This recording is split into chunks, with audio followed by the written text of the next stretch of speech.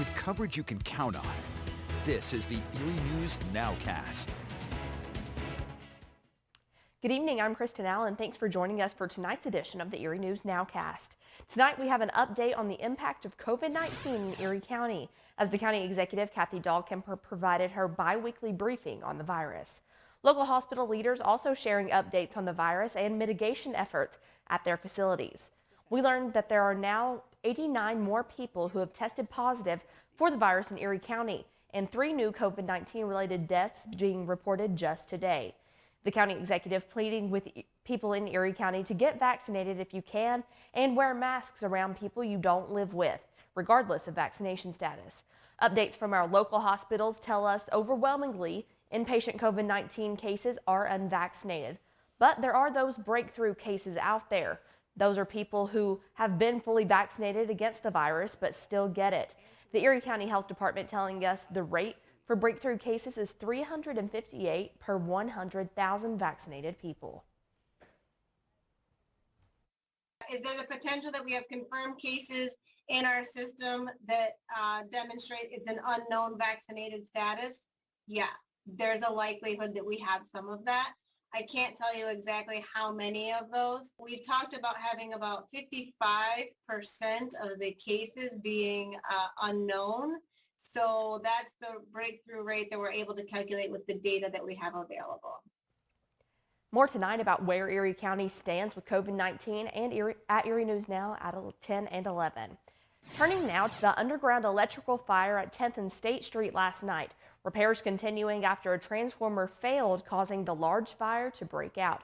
So here's what happened. A switch on an underground transformer failed, leading to a buildup of energy.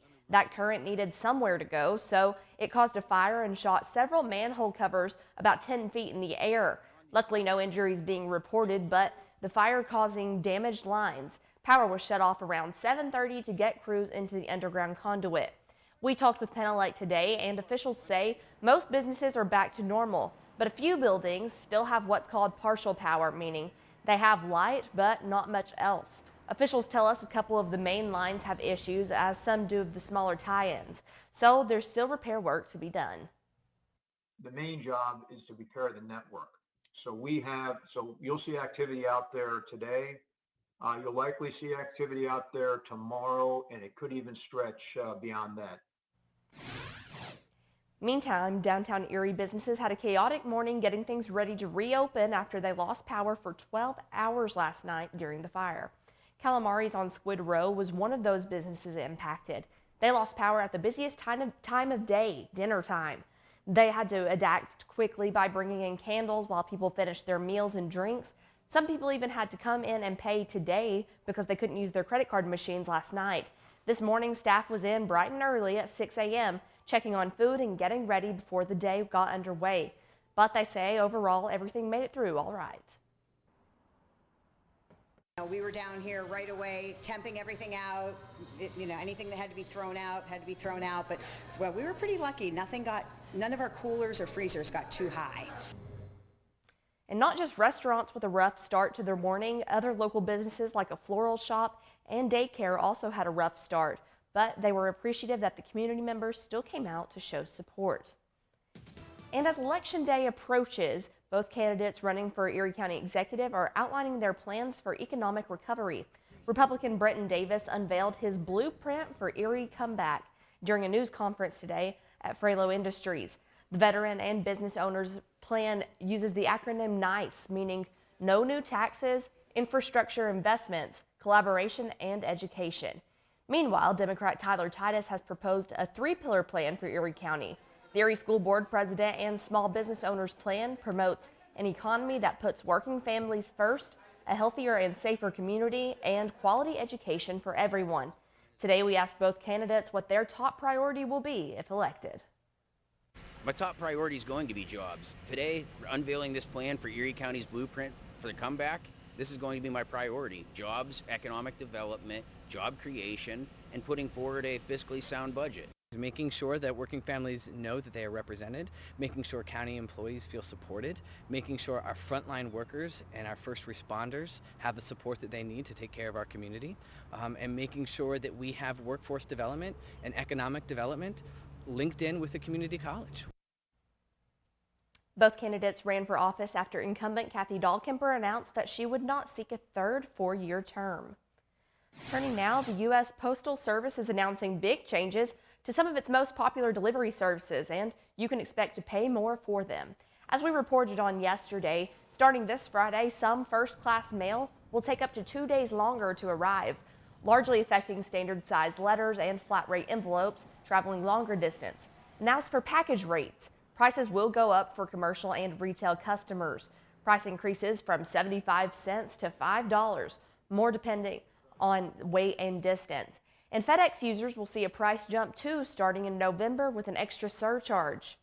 Meanwhile, dozens of cargo ships are waiting outside the ports of Los Angeles and Long Beach, slowing deliveries to stores and homes nationwide.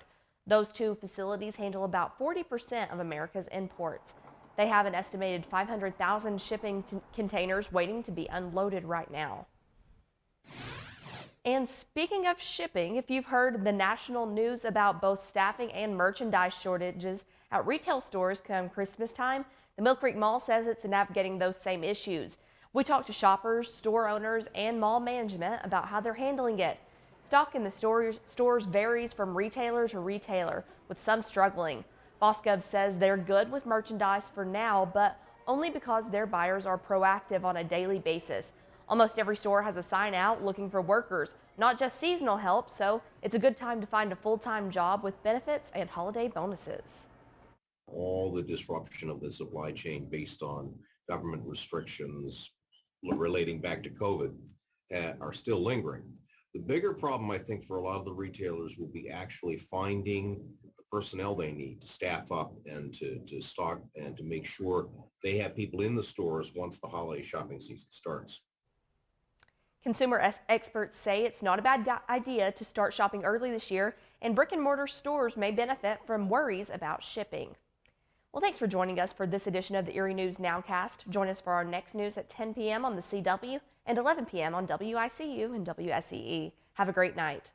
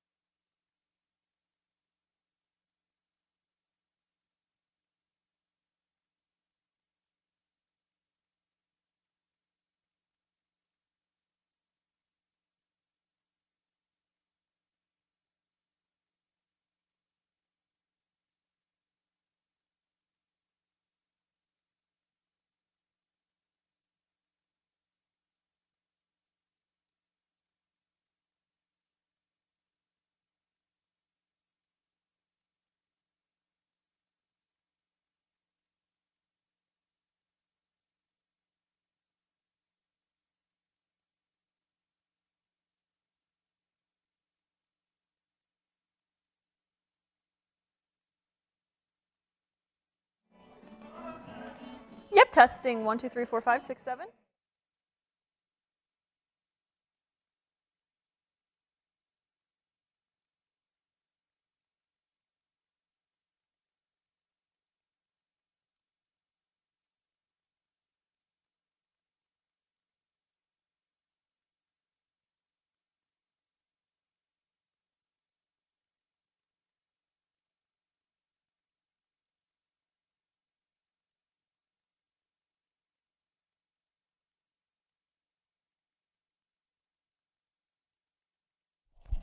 I just have the Glenwood thing for you. Okay.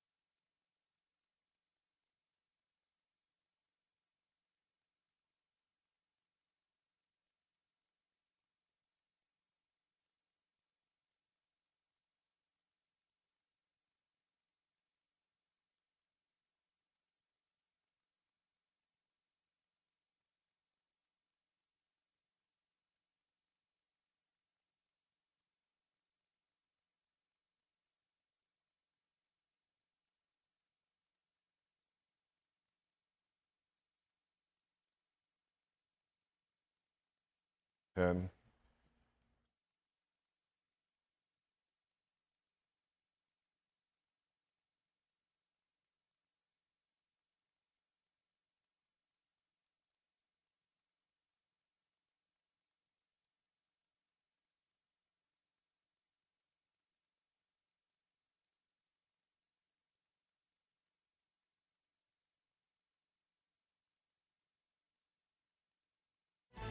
With coverage you can count on.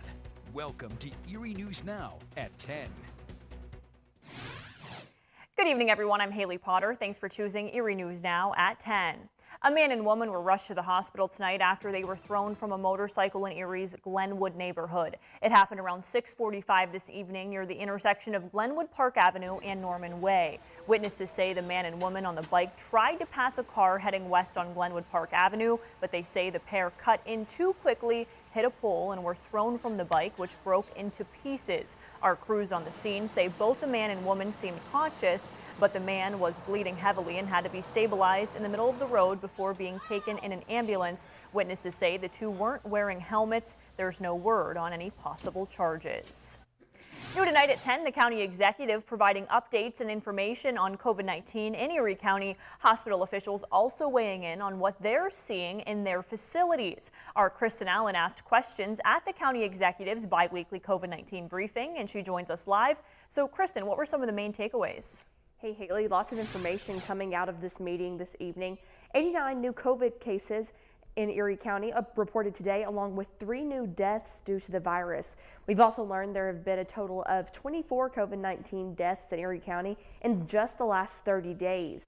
Now this evening, the county executive pleading with Erie County to get vaccinated, also asking everyone to wear masks indoors around those outside your household, regardless of vaccination status. Officials from hospitals also providing updates on where the virus stands at their facilities.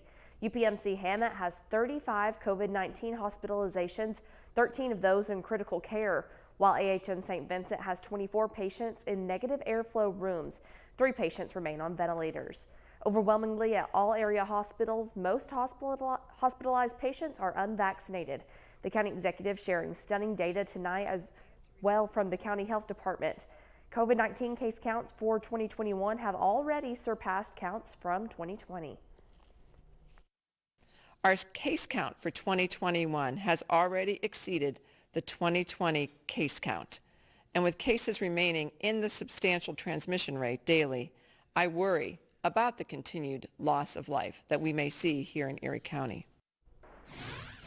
Still 3 months to go in 2021, and we'll keep reporting that data as it becomes available tonight on Erie News Now. More from today's COVID-19 briefing and what health officials are asking of you. Live in the studio, Kristen Allen, Erie News Now. Thanks, Kristen. And across the state line in New York, as the mandate takes effect, hospitals and nursing homes across the state are feeling it. While the majority of workers are vaccinated, having to place on leave those who are not is leaving a mark. More than 650,000 workers at hospitals and nursing homes in the state had until Monday to get their first vaccine dose under the new requirement, sparking fears among administrators that holdouts would create dramatic staff shortages. Healthcare facilities on Tuesday reported suspensions of unvaccinated employees, and some had scaled back services in anticipation of fewer workers, but they largely appeared to avoid dire staffing shortages so far. According to industry administrators and representatives, the terminations had already occurred in a number of hospital systems. Let's bring in John Stalin with a first look at your forecast this evening. Are we expecting some more fall days ahead, John? Yes. Yes, we are. I had a very nice comeback, but I put a filter up. All right, let's take a look what's going on out there. Yeah, very cool out there. Some almost like late fall-like temperatures for some folk. We're talking possibly 30s as we head into Friday for the overnights, believe it or not. Yeah. All right, clear skies for us now. Doppler Max, that helps bring down the chill a little bit. We'll be into the 40s in most areas. Still near the lakeshore, we'll be into the 50s. We're going to say goodbye to Sarah's tomorrow as they wrap up the season and put away the ice cream makers, I guess. 56 degrees right now. Winds are from the south at 6 miles an hour. Dew point at 50. Barometer nice and strong. These represent a fantastic fall night. If you love fall like I do, these days ahead are going to be fantastic. If you're one of those people holding on to summer, well, you may want to find a plane ticket somewhere because it's going to be cool for the next several days. 67 our high for today. 69 is the norm. And for tomorrow, temperatures into the 50s near the lakeshore to start the day, 40s inland. We're into the low 60s for daytime highs. Yep, flannels and sweaters and coats, oh my. And temperatures into the upper 50s at 8 p.m. 10 and 10 coming on up. It's going to show temperatures up and down, but not so up and not so down. We'll show you that coming up in a few. Can't wait for all of that. And new tonight, Penelec is planning another power outage for Thursday morning, but this one will be brief. Penelec will interrupt power to its downtown Erie network from 2 a.m. until 2:20 a.m. on Thursday. The outage is necessary to isolate damaged electric cables from the network and establish safe work clearances. Network electricians are making repairs in the damaged vault at 10th and State Streets. The interruption will affect the same areas and customers as the Tuesday night outage. Penelec said it is scheduling the early morning outage so it will create as little disruption as possible for those downtown businesses. Last night, a switch on an underground transformer failed, causing an underground fire and dislodging manhole covers. Power had to be shut off for several hours to get crews underground to address this issue. And meantime, downtown Erie businesses had a chaotic morning getting things ready to reopen after they lost power for nearly 12 hours last night following this fire. Calamari's on Squid Row was one of the businesses impacted. They lost power at their busiest time of day last night, dinner time. They had to quickly adapt by bringing in candles while people finished their meals and drinks. Some people paid last night while others had to come in and pay today because they couldn't use their credit card machines. This morning, staff was in at 6 a.m. checking on food and getting getting ready before the day got underway again, but they say overall their produce made it through okay.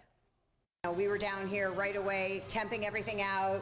Anything that had to be thrown out had to be thrown out. But well, we were pretty lucky. None of our coolers or freezers got too high.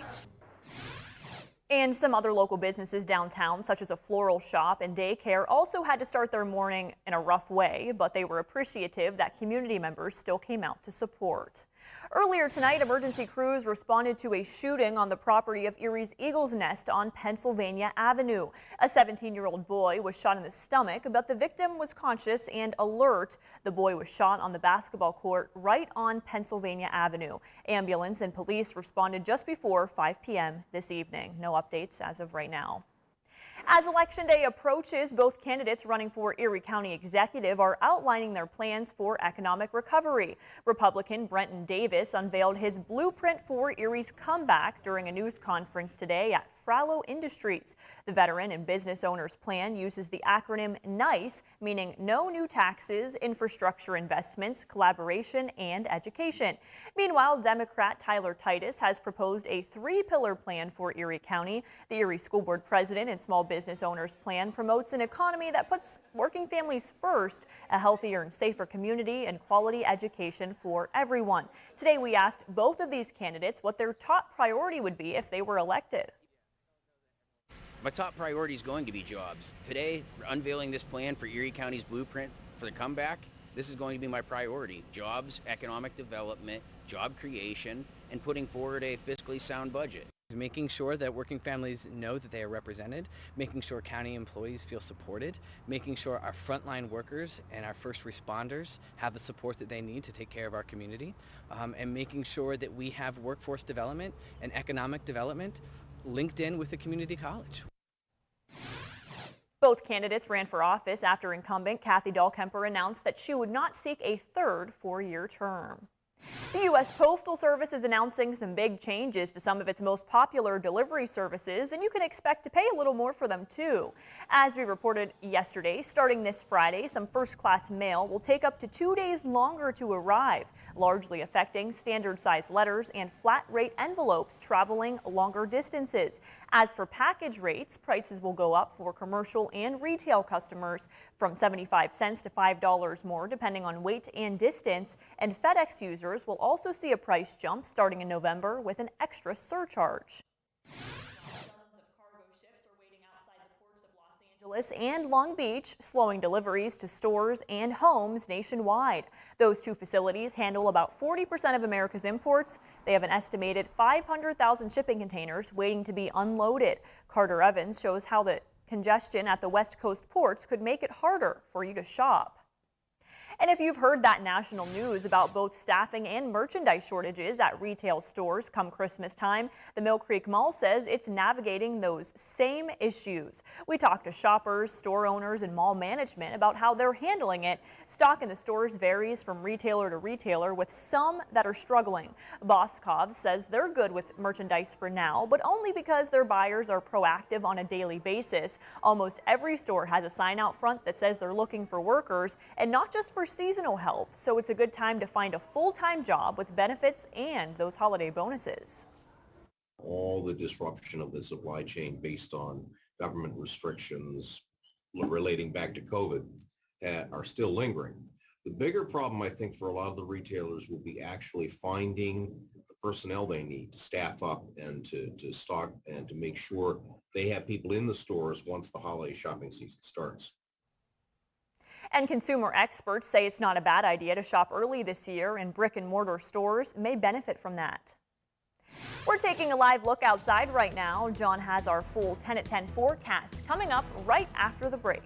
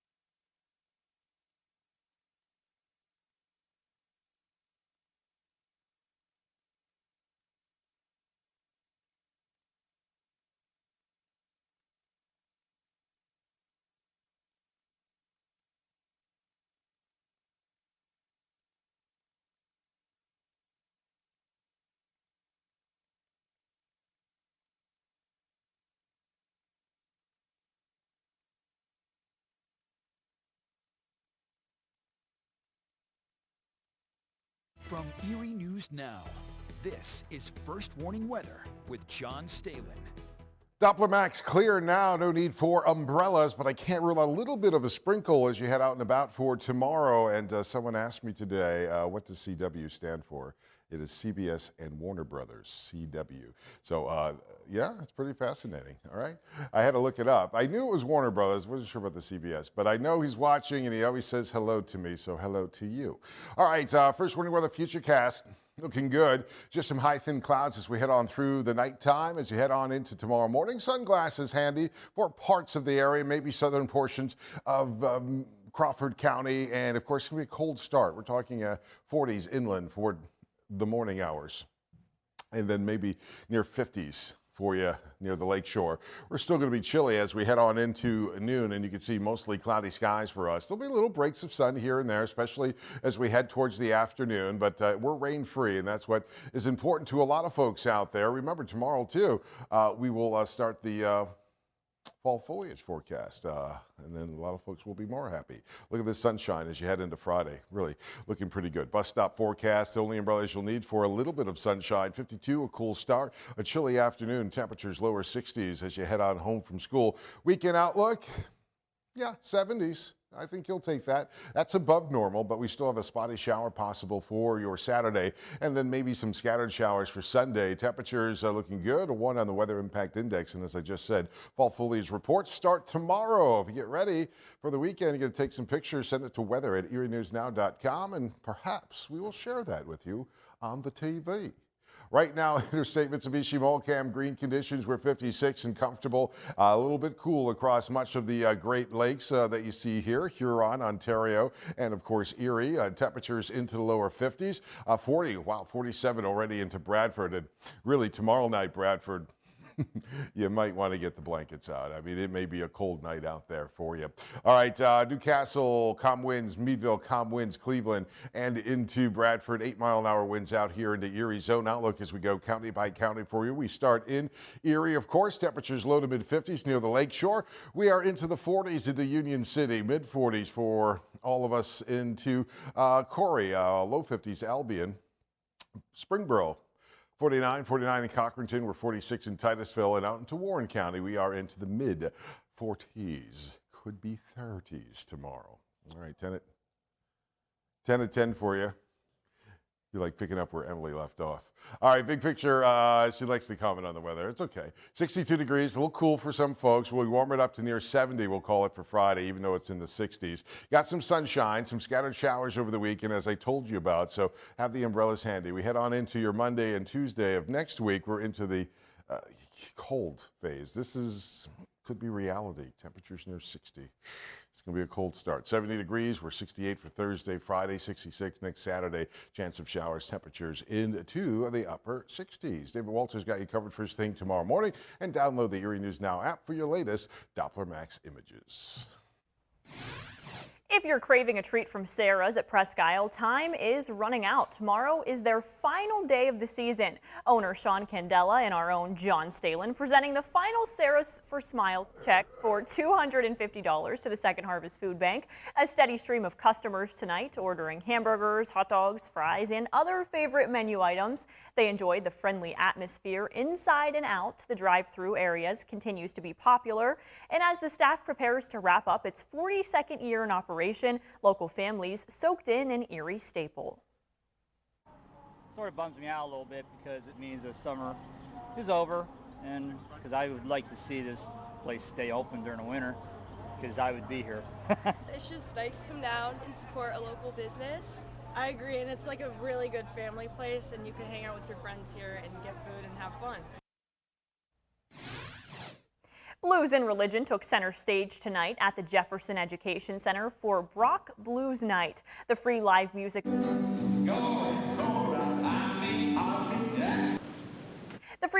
event featured musicians Jim and Pat Cudino. The focus of the night was blues music and its roots with religion, oppression, and the African American experience, also spotlighted in the music selections. About 30 people attended this evening's concert, singing and clapping along to the music. The LeBron James Family Foundation is finding a new way to give back. Find out exactly what it is this time. That's just ahead of sports when Erie News Now returns.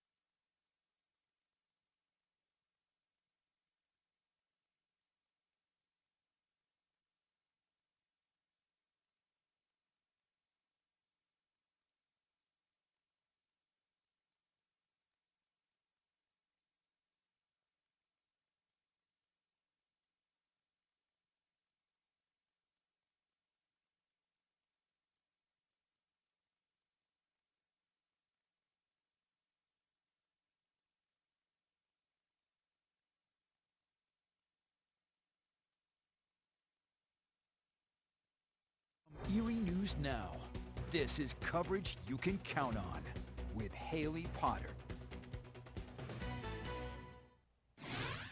The LeBron James Family Foundation continues to give back. This morning in his hometown of Akron, a groundbreaking ceremony for the I Promise housing. Once completed, the 50 affordable long-term apartment units will be available for I Promise families. The foundation released a statement saying the I Promise housing builds on its movement to create positive, lasting change in Akron. The LA Lakers star was not in attendance today as he prepares for his 19th NBA season. And speaking of sports, we are less than 2 days away from the most anticipated matchup of the year. Isaac Petcash joining us live for sports. Yeah, hey Haley, it's Cathedral Prep in McDowell. Every year it is a barn burner, and this year sure to be no different. We have a preview of both the Ramblers and the Trojans, plus what do the Steelers need to do to get back on track? John Leidick has that answer as we roll in sports.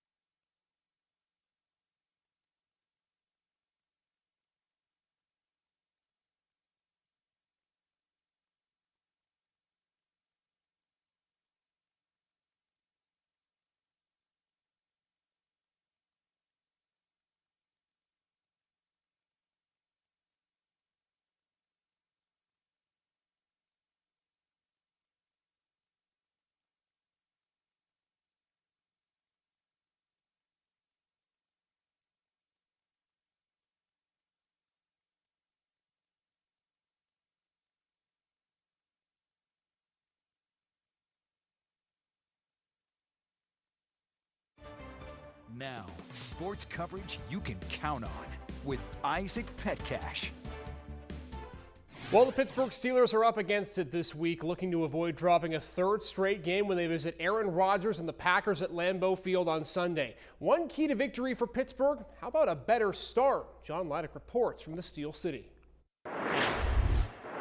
Steelers quarterback Ben Roethlisberger said the offense is close to making it all click and finding a rhythm. One way to accelerate that, though, the quarterback says, is starting the game faster, and it all starts with him under center. The Steelers quarterback said he's been a slow starter dating back to his days at Miami of Ohio. He said while there are some small areas that they can improve on right now to find the rhythm, finding a way to open the game better can lend its hand to not having to battle back from an early deficit. I need to start faster.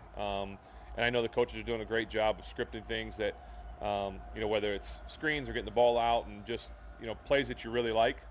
And so as an offense, we need to start faster, but it kind of starts with me. And so I need to get better with that because that's kind of the key to, a successful day is starting fast. Now just 2 days left of practice before the Pittsburgh Steelers depart for Lambeau Field and get ready to take on the Green Bay Packers in hopes of returning back to 500. Reporting from Steelers headquarters, John Laddick, Erie Sports Now. All right, to the pitch we go. Fort LaBeouf looking for a bounce-back win against Corey. Fort LaBeouf falling to Franklin on Monday. 5 minutes in, Johnny Taylor dishing it for Sam Keitlinger. Look at that right-footed boot. 1-0 Bison early. 6 minutes later, tic-tac-toe to Elliott Ruling, and the right-footed man is able to put that by in the goal. He had 2 goals on the night, 2-0 Fort LaBeouf. 14th minute, Bison threatening again, but Abel Morano able to come up here with a nice kick save to keep it a 3-0 game. But Fort LaBeouf's offense continuing. Nathan Feltmeyer dances, dekes, dangles, and whips it into the net. He had 4 goals on the night. Bison win easy, 12-0 your final. Let's go to the college game. Mercyhurst women's soccer coming in at 500 in the PSAC entering today, facing the Clarion Golden Eagles. Second half already 3-0 Lakers. Emily Majares puts it on the cage, but Alejandro Velez is able to make the save. The ball goes off the crossbar, keeps it a 3-0 game. Lakers are on the attack, 55th minute. Amber Thomas picks the top left corner, rips it past the goalkeeper, her first of the season. That would be your final, 4-0. Mercyhurst gets the win. We are less than 48 hours away from an undefeated rivalry taking place as Cathedral Prep visits McDowell. It's our 10-2 credit union game of the week. The Ramblers hoping to avenge a pair of losses to the Trojans last year, games they said they were simply beat off the line of scrimmage in. Prep boasts arguably the best running back in Region 6, senior Michael Park, 622 rushing yards and 6 touchdowns into the game on Friday. But he and quarterback Carter Barnes will have to play against a stout McDowell defensive front. Coaches and players expect a difficult assignment this year against that offense and defensive line. The offensive line is massive and gets off the ball. I mean, they're definitely have a size advantage, I think, on probably any team they'd face. They have a good front, a good linebackers, but I think we're going to have the ability to take advantage of their defensive backs. But everything works up front, so it starts with the linemen, and they've been doing a great job this year, so I just expect them to do a great job again on Friday night. Meanwhile, the Trojans are keenly aware that things have changed between 2020 and 2021. Despite playing sublime defense and special teams in a pair of wins against the Ramblers last year, head coach Brad Orlando recognizes there has been some turnover between both his and his opponent's team during the offseason. One thing McDowell is wary of on Friday, Cathedral Prep's speed, which Orlando says could be a factor in who comes out on top. His players are also preaching discipline on Friday and being in the right spots at the right time. They have some younger skills that they didn't have last year. I think they've got much more team speed than they had in the past, so obviously that's something that we're going to have to defend. I say just speed. Other than that, we got the size, we got the more athletic kids over here, but they just got a little bit of more speed. Get more hands-on, be a little more physical.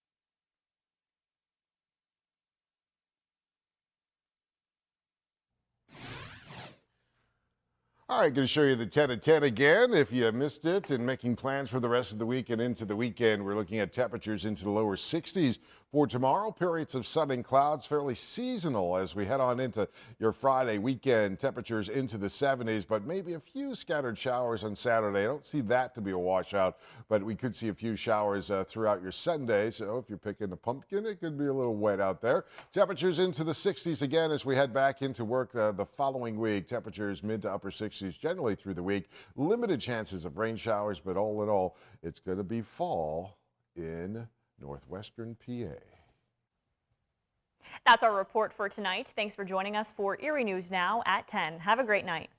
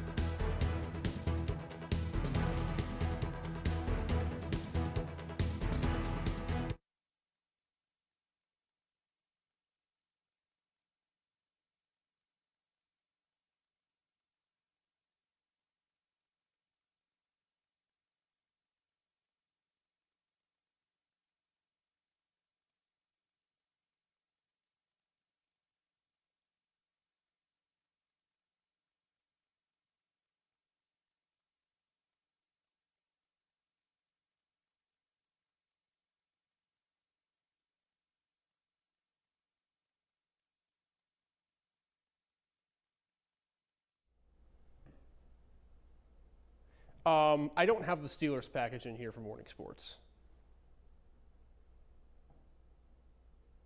Oh, yeah, that's fine. Okay, I'm sorry. Sorry. Yeah, cool.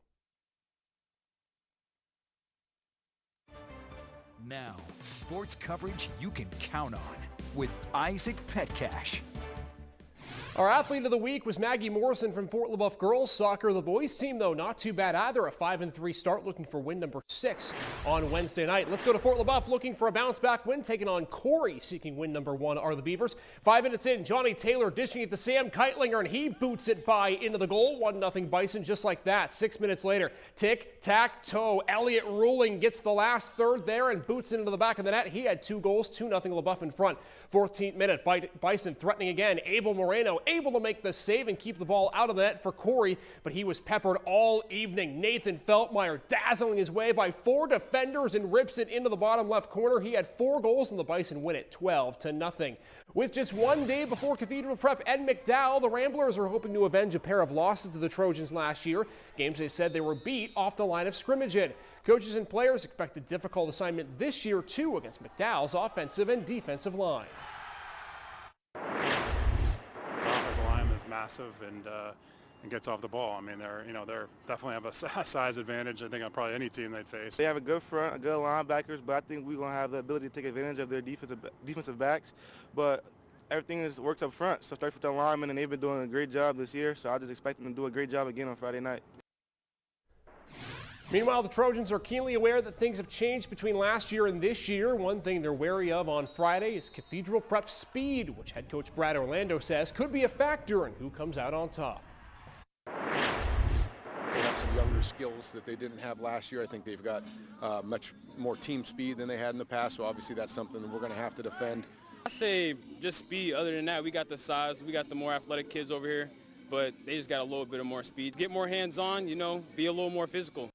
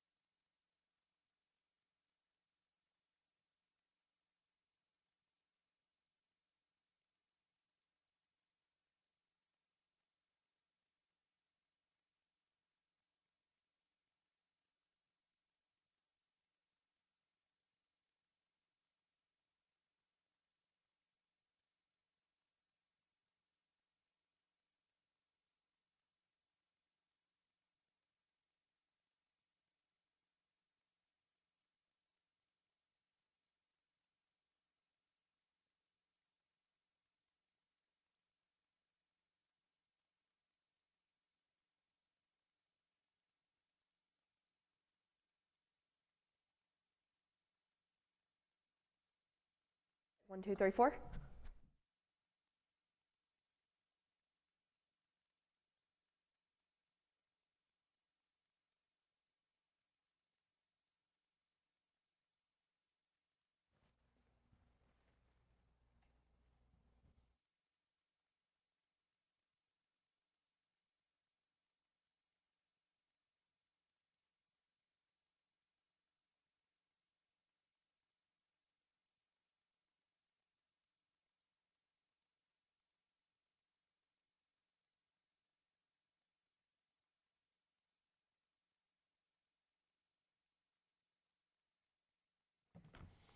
Testing 1, 2, 3, 4, 5.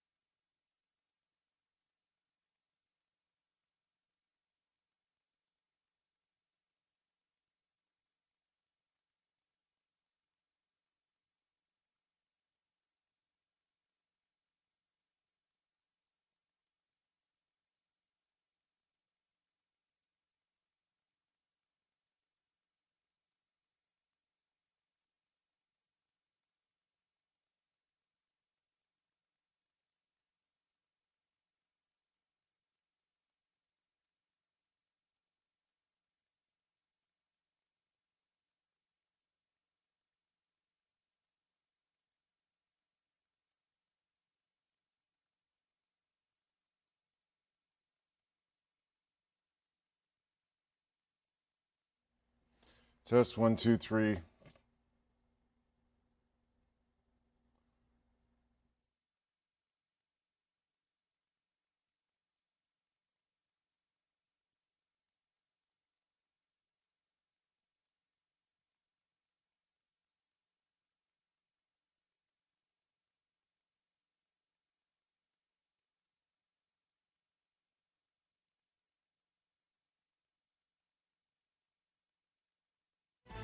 With coverage you can count on.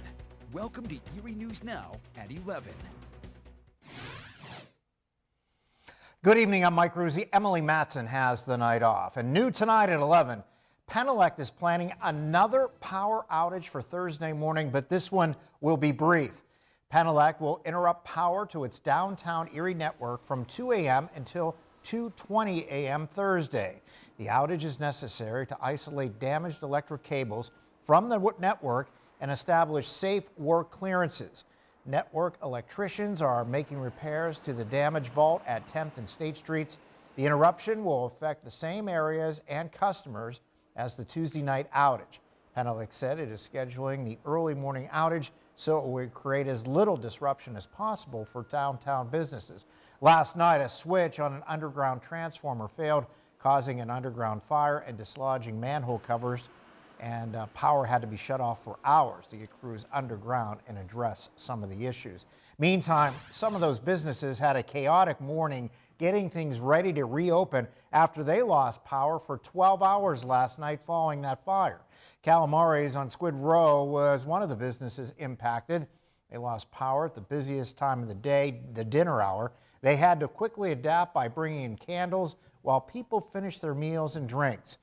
Some people paid last night while others had to come in and pay today because they couldn't use their credit card machines. This morning, staff was in at 6 a.m. checking on food and getting it ready before the day started. But overall, their produce made it through okay. We were down here right away, temping everything out. Anything that had to be thrown out had to be thrown out. But well, we were pretty lucky. None of our coolers or freezers got too high.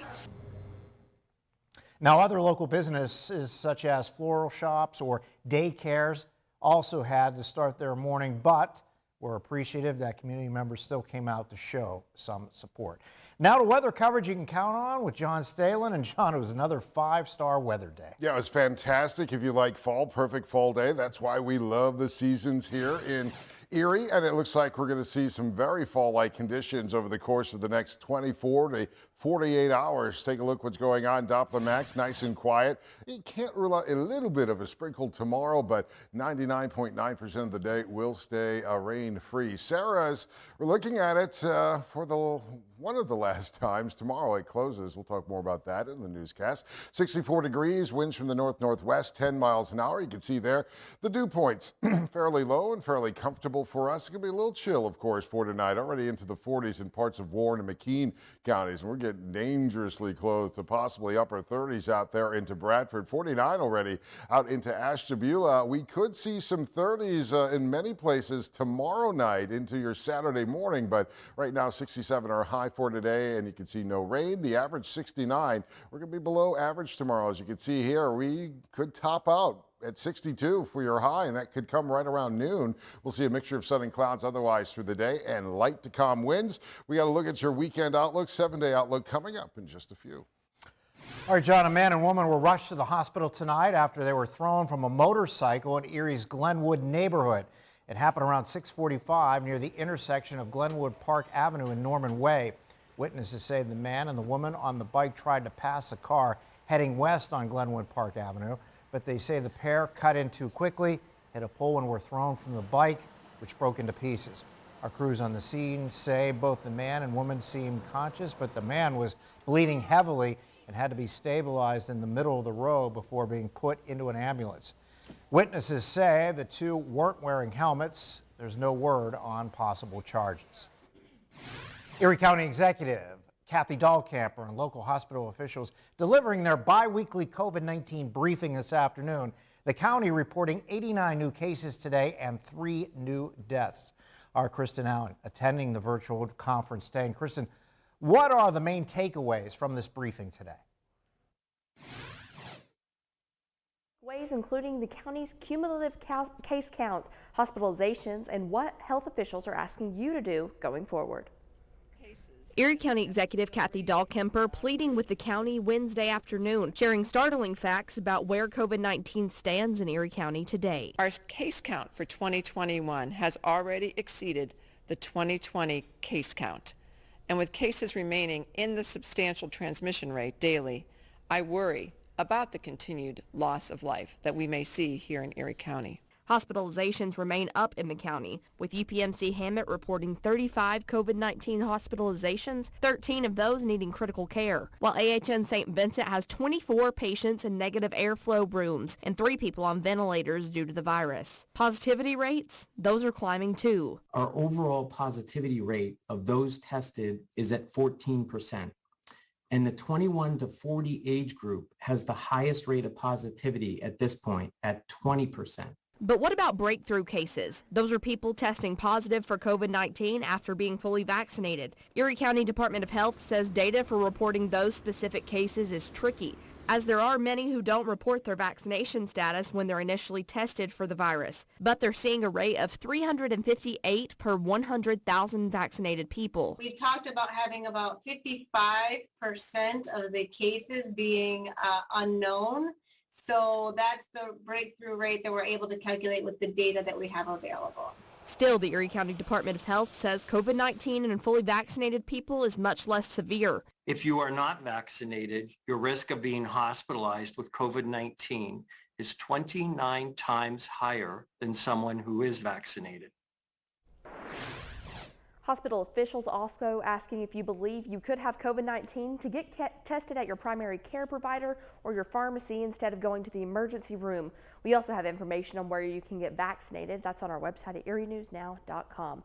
Live from the studio, Kristen Allen, Erie News Now. Thanks, Kristen. As New York's vaccine mandate takes effect, hospitals and nursing homes across the state are feeling it. While the majority of workers are vaccinated, having to place on leave those who are not is leaving a mark.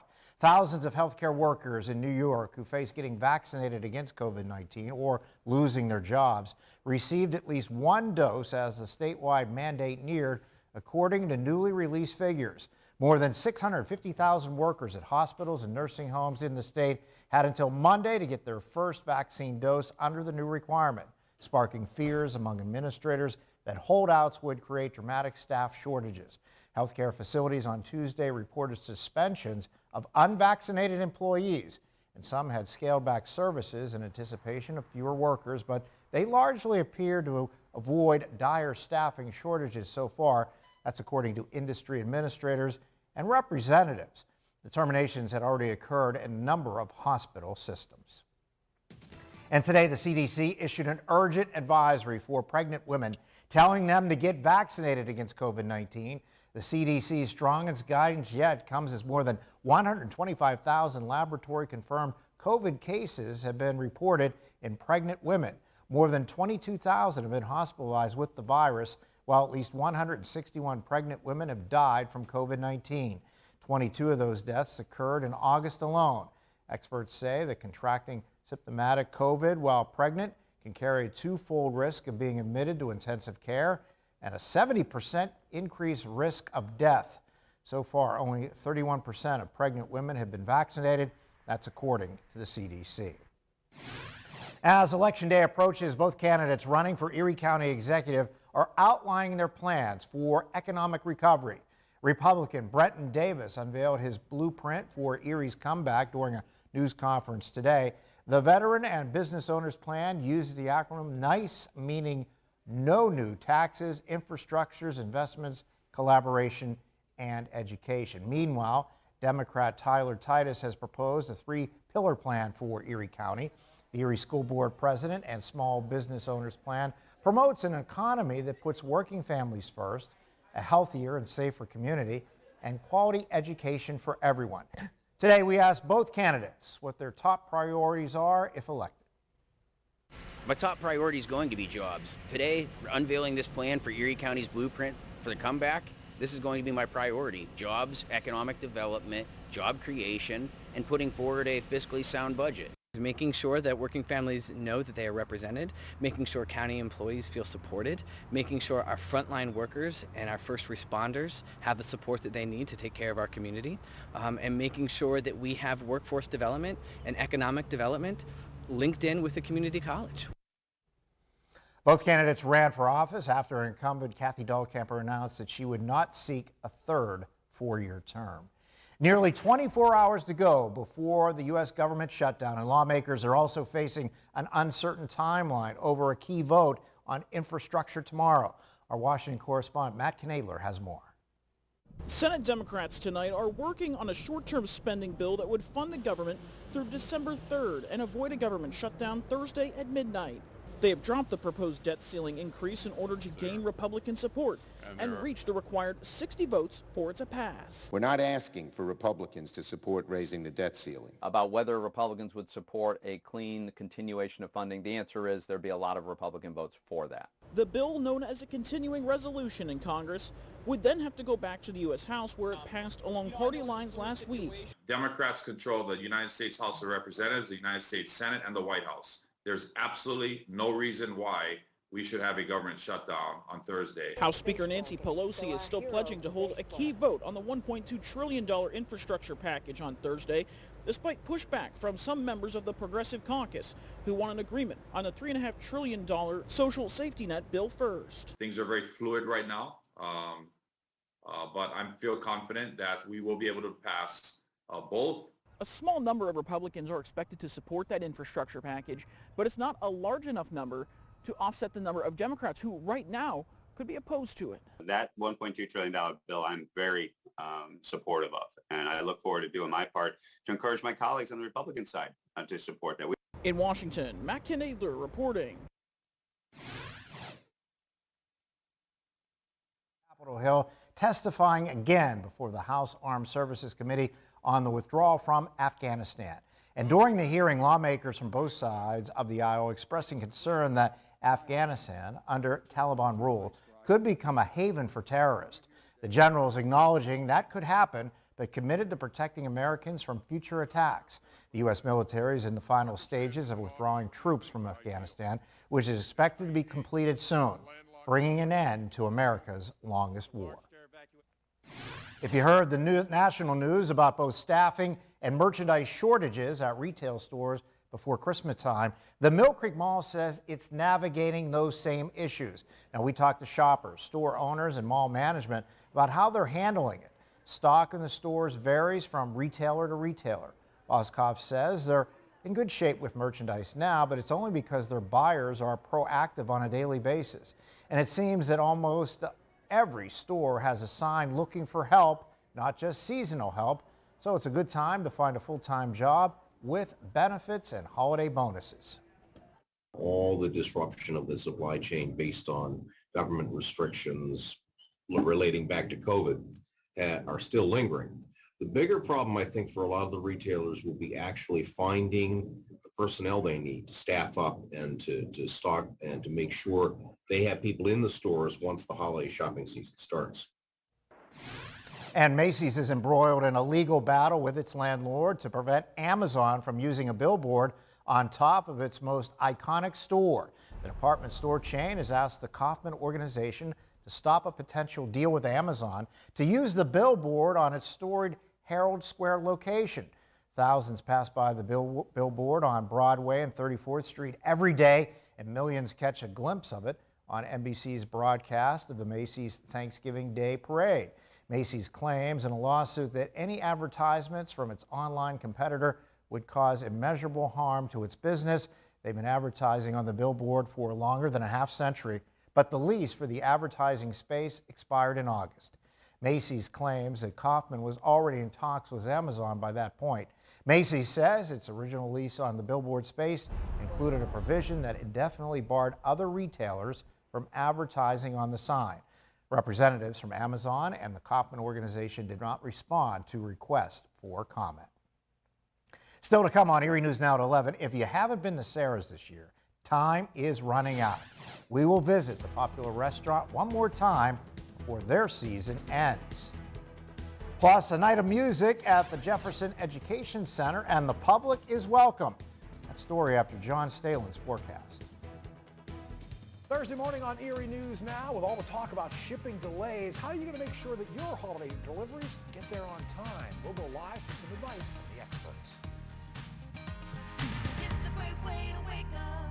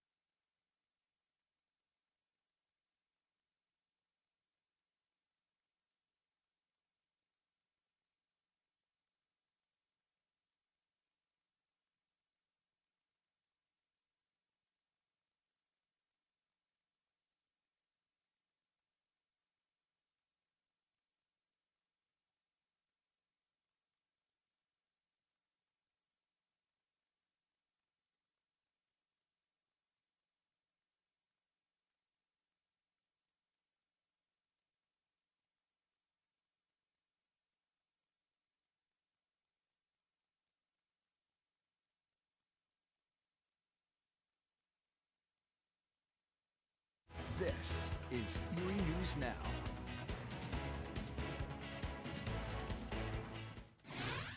If you are craving a treat from Sarah's at Presque Isle, time is running out. Tomorrow is their final day of the season.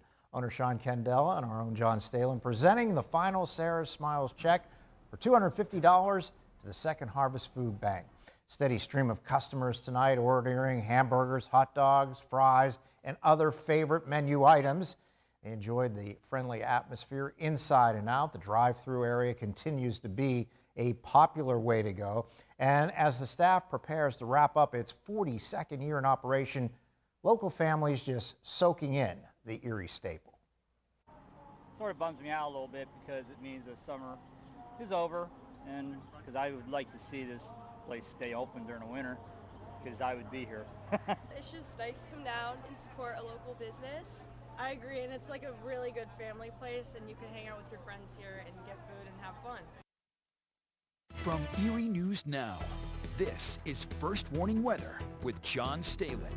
Of course, Sarah's will be open 11 a.m. to 8 p.m. tomorrow, so get your burger, get your shake, or your fried zucchini, Michael. Things are looking good across the area tonight. Nice and dry. It's going to be a crisp fall night for a lot of you. If you are heading out and about on the overnight, make sure you dress warmly, especially tomorrow morning. Make sure those percolators, you still use those? Those time coffee machines are working. Get some hot coffee as you head out the door in the morning. It's going to be a fairly chilly one. Some high, thin clouds, some filtered sunshine for the morning hours. Then we'll see clouds thickening on up throughout the day here and there. I'm going to call for periods of sun and clouds. So it won't be a total cloudy day, won't be a totally sunny day, but it will be a very cool day because what you can't see here are the temperatures that will be well below normal. And as we head on into tomorrow night, looking good. All right, here's a look at the weekend. You're making plans. You might have to dodge a few showers if you're doing a little yard cleaning or so. It might be a good thing to cut the grass before Saturday. These are just some widely isolated showers. I don't see this to be overly organized. However, for Sunday, could be a little bit more of a scattered shower here and there, so more of us will see that shower. One on the Weather Impact Index. Fall foliage reports, they start tomorrow, so tune on in, online, and on air, and we'll make sure that we get you where the beautiful colors are. And if you get some good pictures, send it to weather@erienewsnow.com. And all in all, we could show that on the air for you. Here it is happening now out here into Peach Street in Mill Creek, Interstate Mitsubishi Mall Cam. We're all green out there on the Weather Impact Index. A fine night. Again, it will be a cold night for some folks. Already in the 40s, Ashtabula, 40s out here into Bradford. We actually went up a degree into Warren. We're at 49 just moments ago, but all of us should be into the 40s before it's all said and done with, except for the lakeshore. Winds picking up a little bit, but they're still light, 3 to 5 miles an hour, common to Meadville, Ashtabula, Andover, Warren, and Bradford. Zone outlook as we head on into the morning hours. Yeah, it is. Temperatures mid-40s, clear skies, makes it even feel colder. 51 into Albion, out there into Crawford County. Temperatures into the upper 40s, clear skies for you, east to west, north to south into Crawford County and out into Warren County.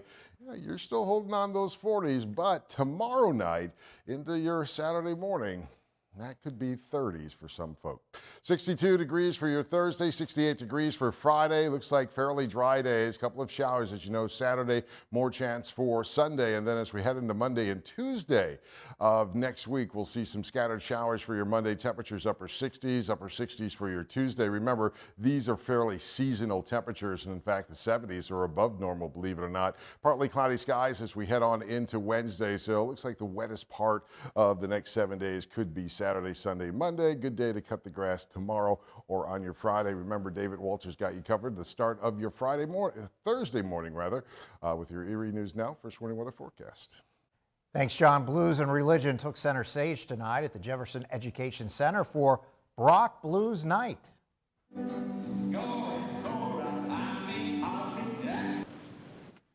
And the free live music event featured musicians Jim and Pat Cuneo. The focus of the night was blues music with its roots with religion, depression, and the African American experience also spotlighted in the music selections. About 30 people attended tonight's event, just clapping along to the music. Isaac Pedcast joining us now for sports. After John Leidig spent the day in Pittsburgh, Isaac, the Steelers have a lot of work to do to get back on that winning track. Yeah, they do, Mike. Well, first they got to get healthy. Then their offense is going to have to spark. And then they might have to have a couple of defensive plays, too, with Minkah Fitzpatrick. However, fast starts might be the big key to beating the Packers on Sunday. John Leidig has that report, local sports, and all coming up next.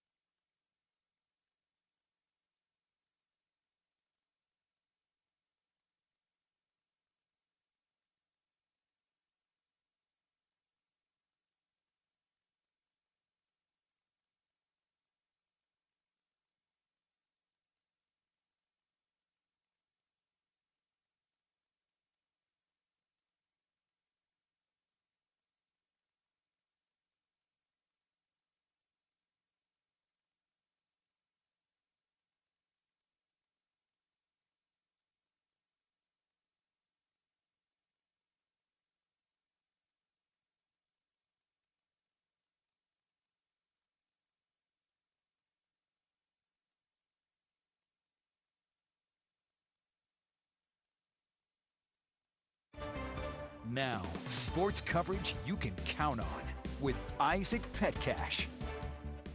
There is not a more jovial way to put it. The Steelers are up against it this week, looking to avoid dropping a third straight game when they visit Aaron Rodgers and the Green Bay Packers at Lambeau Field. One key to victory, though, might be a better start to things. John Leidick reports from Pittsburgh.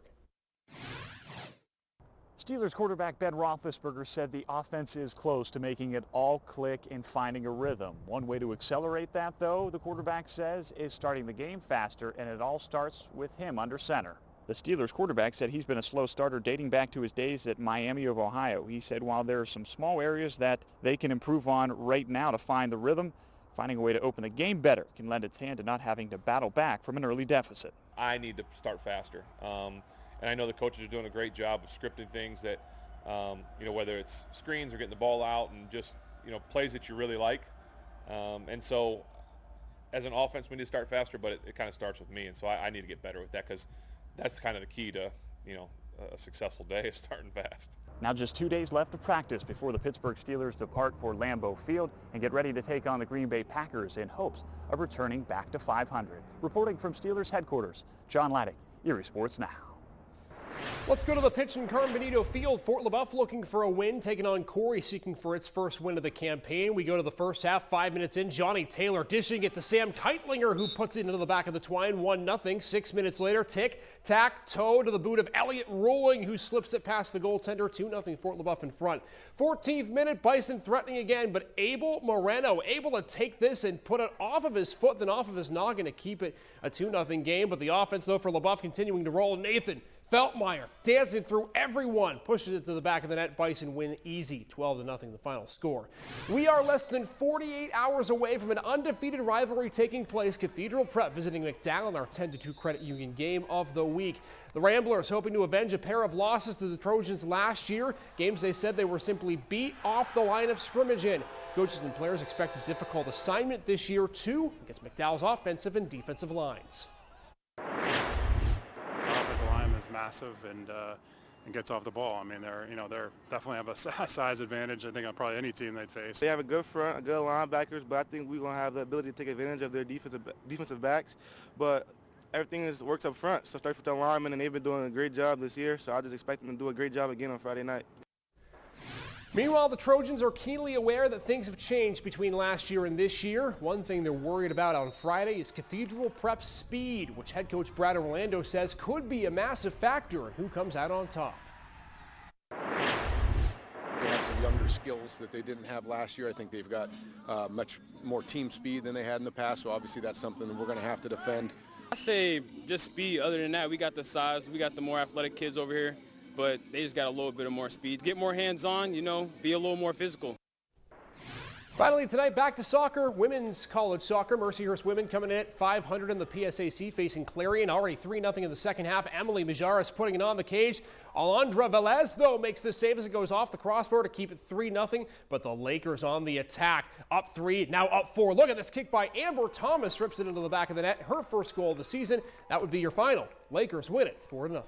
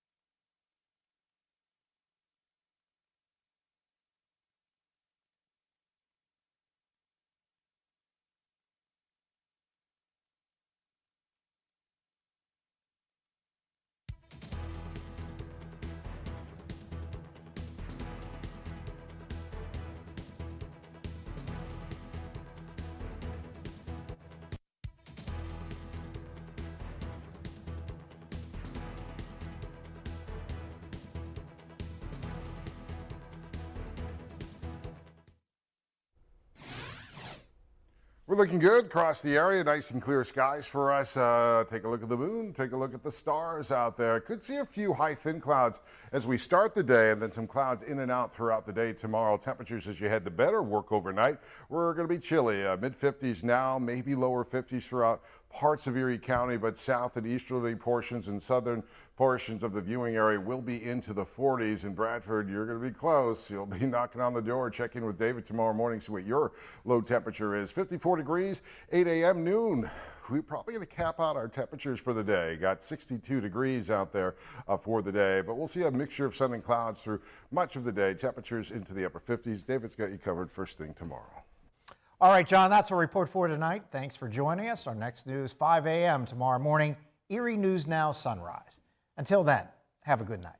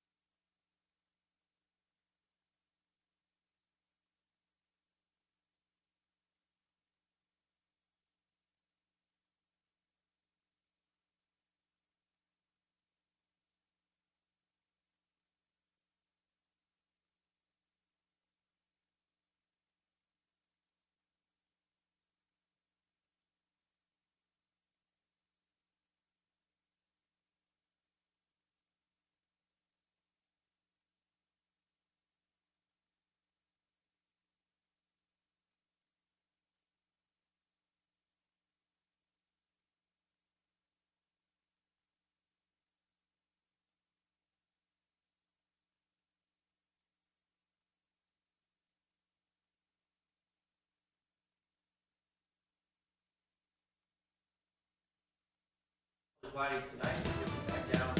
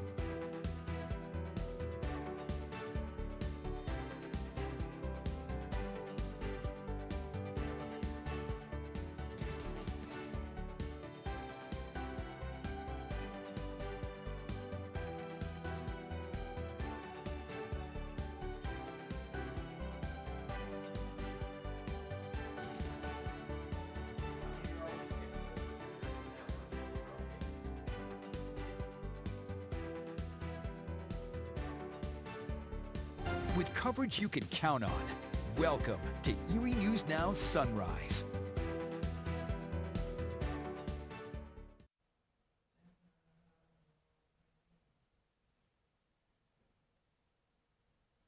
Today will become sunny, high temperatures in the middle 60s. We're mostly clear with some patchy fog later tonight.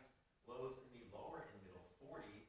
Look for more sunshine around on Friday with highs in the upper 60s. Then on Saturday we'll actually get into the 70s with mostly sunny skies. I'm meteorologist.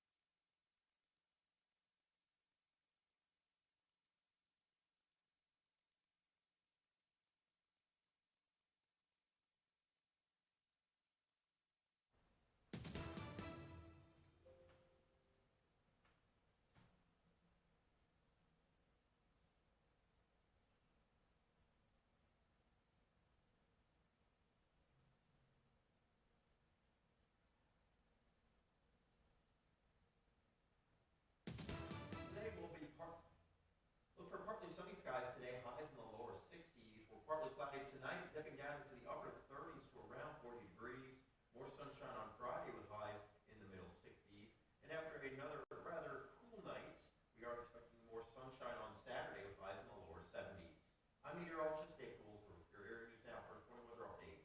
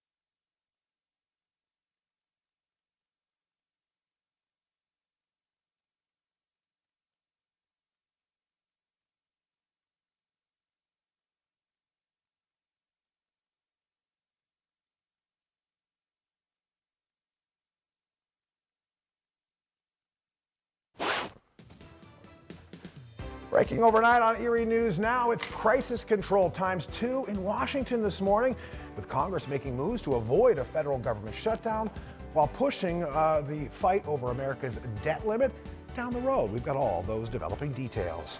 Plus, the CDC sending a message to moms to be across America this morning as the COVID case numbers among pregnant women continue to climb. We'll hear that new message on the shot safety for expectant moms. And like it or not, it's time to say so long to another season of sweet treats at Sarah's down near Presque Isle. We're going to help you get ready for a final fall trip to one of Erie's summertime staples, all coming up for you on this Thursday, September 30th edition of Erie News Now Sunrise. With coverage you can count on, welcome to Erie News Now Sunrise. Hey, good morning, everybody. Welcome into Erie News Now Sunrise as we start you off on this Thursday morning, working our way through a gorgeous week of fall weather. Hopefully more of the same in store today. We'll talk about that in just a little bit. And we're also following developing news out of downtown Erie, where it seems the power outage problems have made an unwanted return this morning. We'll get to all that developing information in just a little bit. But again, good morning. Welcome in on this Thursday. I'm Mark Salday. And I'm Brissa Bradfield. And it was a great day that we came off of yesterday. Yeah, Lots of fall-like weather, some sunshine. But we want to let you know what else we're covering for you this morning other than that nice weather. Shipping delays and supply shortages. Both are already impacting the nation ahead of the holiday season. Molly Samora is live this morning on when you should start sending out those holiday packages. Plus the S word. No. Yes, no. When is it time to get on top of calling your local snow removal place to make sure your home will be plowed this holiday season? Arlene and Jonathan is joining us this morning with that answer. First, the meteorologist David Wolter has the latest on, again, we're talking about just a gorgeous week of fall weather thus far, hoping to keep it rolling into our Thursday. Today's looking good, a little bit cooler than yesterday, and it was pretty cool throughout the day, even though we were dealing with more in the way of that sunshine. Right now at your door, we've got those temperatures. They're really coming down in some spots. We're down into the lower 40s out there towards Titusville, Tidiute, as well as Warren and Bradford, 45.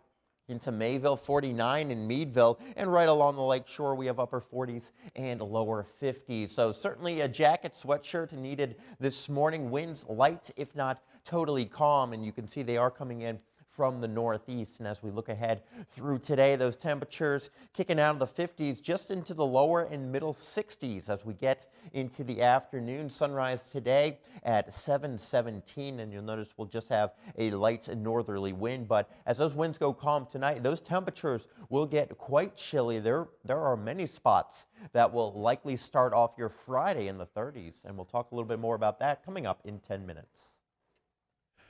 All right, thank you, David. Let's get to our top story this morning. It's some deja vu, I would imagine, this Thursday morning for a lot of Penelec customers in downtown Erie this morning. Yeah, one day after an underground fire led to a power outage that lasted for more than 10 hours, downtown went dark again, literally just a few moments ago, and it all comes as the repair work after that fire continues into today.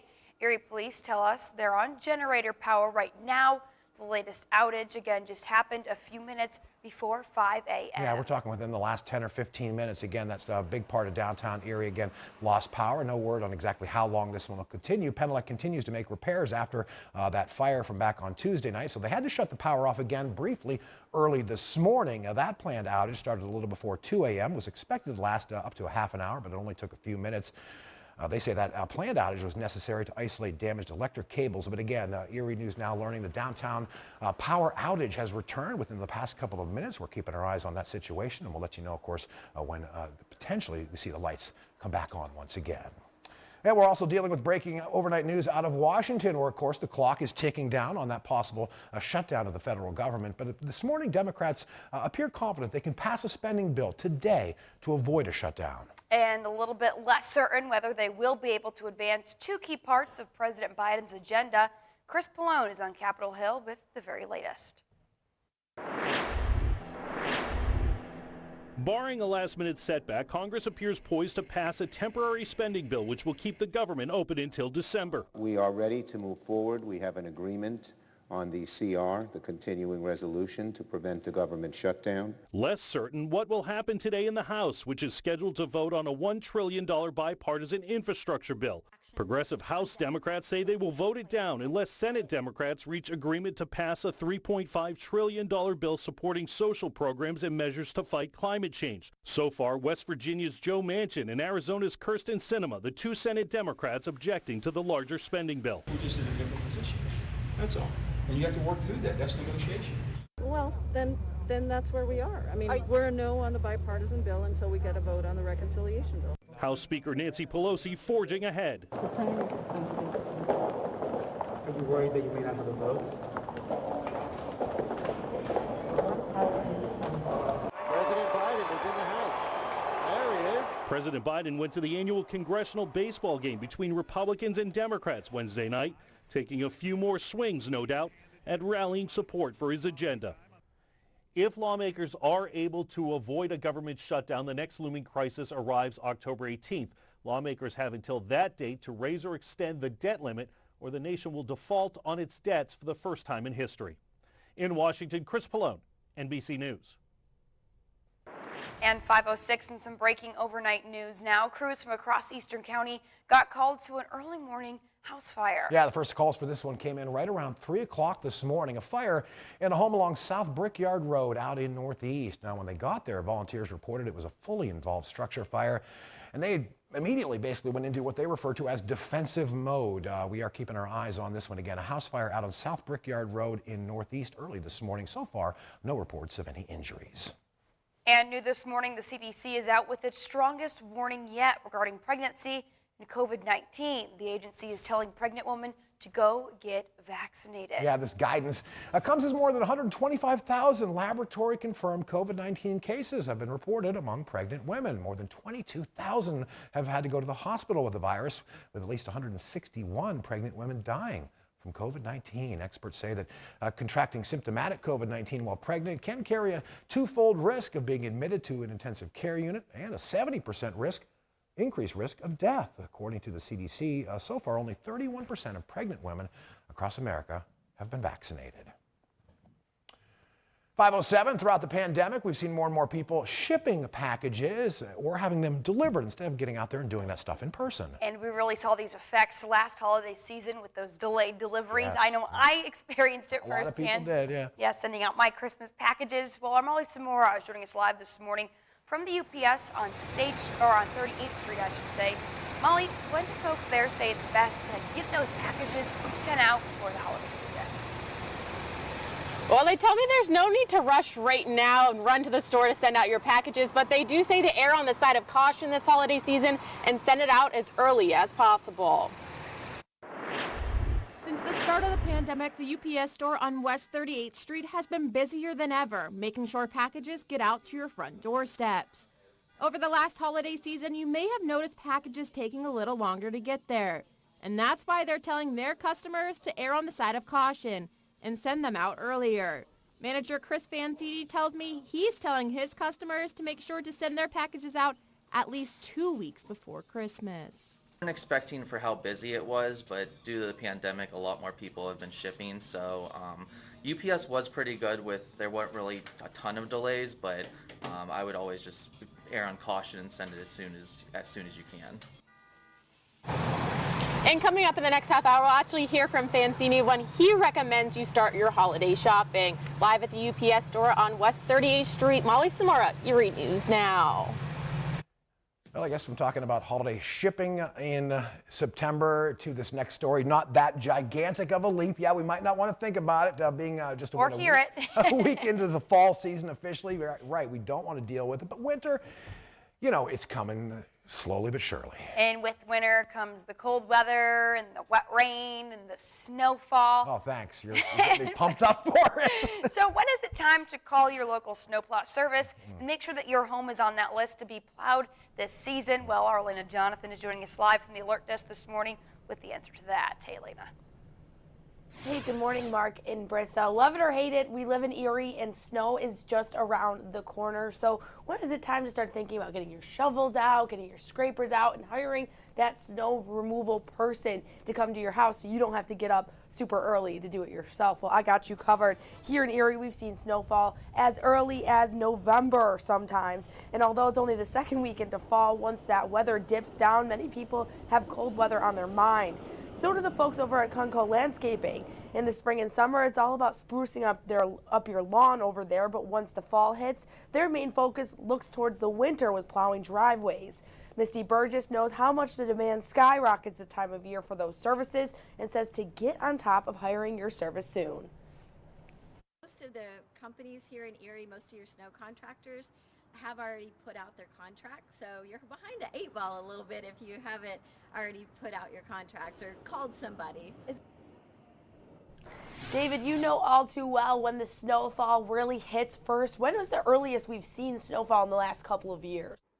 Last couple of years, at least the first few flakes have been reported on Halloween, and that was back in 2019. And this is at least a trace of snow. We don't really start to see those more significant accumulations until we get a little closer to the middle and latter portion of November. But you can see last year we did receive snow November 1st, just a trace at the Erie airport, but areas inland certainly saw a little bit more than that. And back in 2018, don't know if you remember this one, but November 9th, 10th into, I believe, even the 11th, that's when we got a pretty significant snowfall, and that's how we welcomed ourselves to snow season 2018 and 2019. Our November average, keep in mind, yeah, that's almost 10 inches of snow. So we often see enough snow in November, but our first flakes typically fall at the end of October, which is now just a month away. To put everything into perspective, right now we're watching those temperatures. They are falling into the 40s and lower 50s out there, 52 in Erie, 49 in Meadville, 43 into Oil City. At the bus stop today, we're starting off with a chill in the air, and we're still remaining on the cool side as we get into the afternoon. Highs only in the lower and middle 60s, so you may need that jacket all day long. You'll certainly need the sunglasses once again. We'll talk about when we may need umbrellas in that 7-day after the break.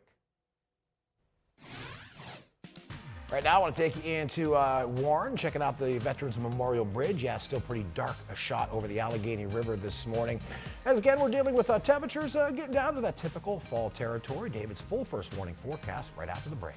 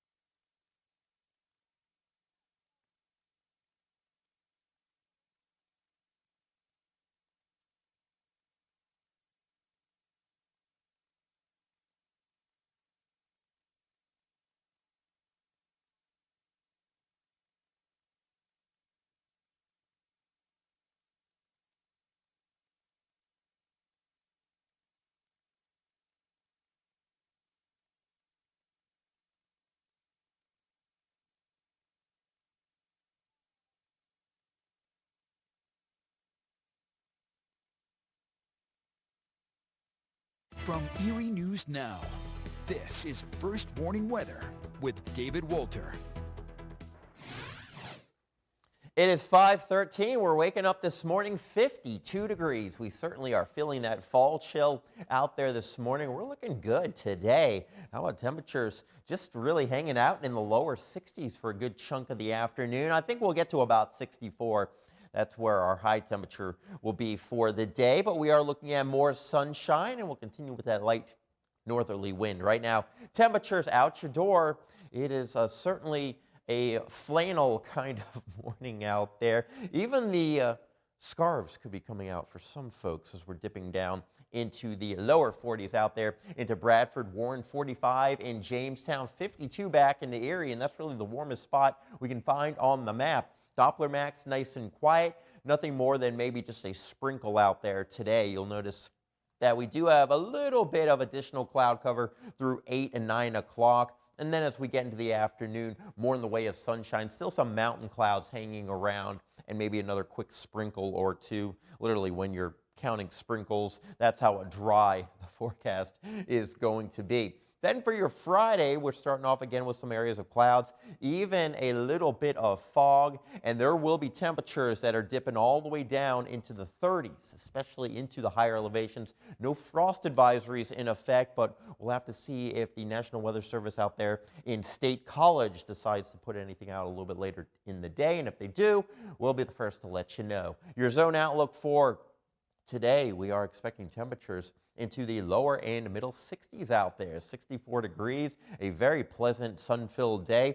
We've got those temperatures into the middle 60s also out there into Meadville over there towards Conneaut Lake as well as Cochranton. And for our friends in Warren County, we're expecting temperatures in the upper 50s. Look at that, Scandia, only 56 degrees. We've got 60 in Youngsville, 61 into Tittiute. As we look ahead, that extended outlook, we are expecting those temperatures to continue to work their way up into the 70s, middle 70s as we head into your Saturday. And we're still around about 70 degrees on Sunday, looking at a better chance for some of those showers Sunday into Monday as a little system moves on through the area. All right, here's a look at your morning traffic report. Of course, we still have some power outages being reported in downtown that could slow you down just a bit. But in terms of weather, yeah, things looking pretty good for you today. A few areas of isolated fog possible back into those deeper river valleys. But if you do see any major traffic pickups that we are now reporting, go to erienewsnow.com and let us know. This could be a make-or-break day for President Biden's agenda on Capitol Hill. A vote expected on that bipartisan infrastructure deal. Progressives opposing that. Democrats divided over the path forward. Also today, Congress has to find a way to avert a government shutdown by midnight tonight. They have to pass something just to keep the lights on in the federal government. We'll be watching all of it and reporting on the latest coming up this morning on Today.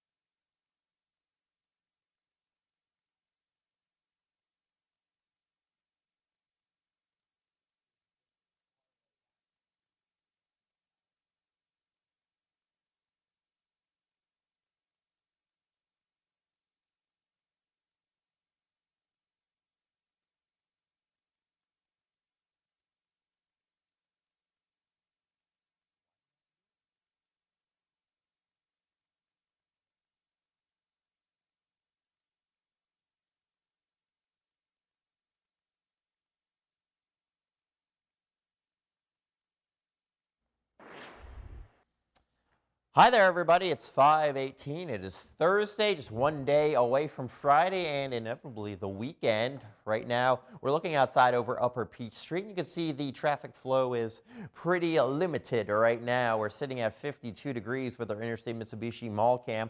And as we continue on through the day, we've got those green bars ahead. No issues for you today. We are dealing with some areas of clouds out there this morning. If you're going on a jog, it's a cool fall day, even into the afternoon. afternoon, it still feels cold, especially in those shaded areas. I should say cool versus cold.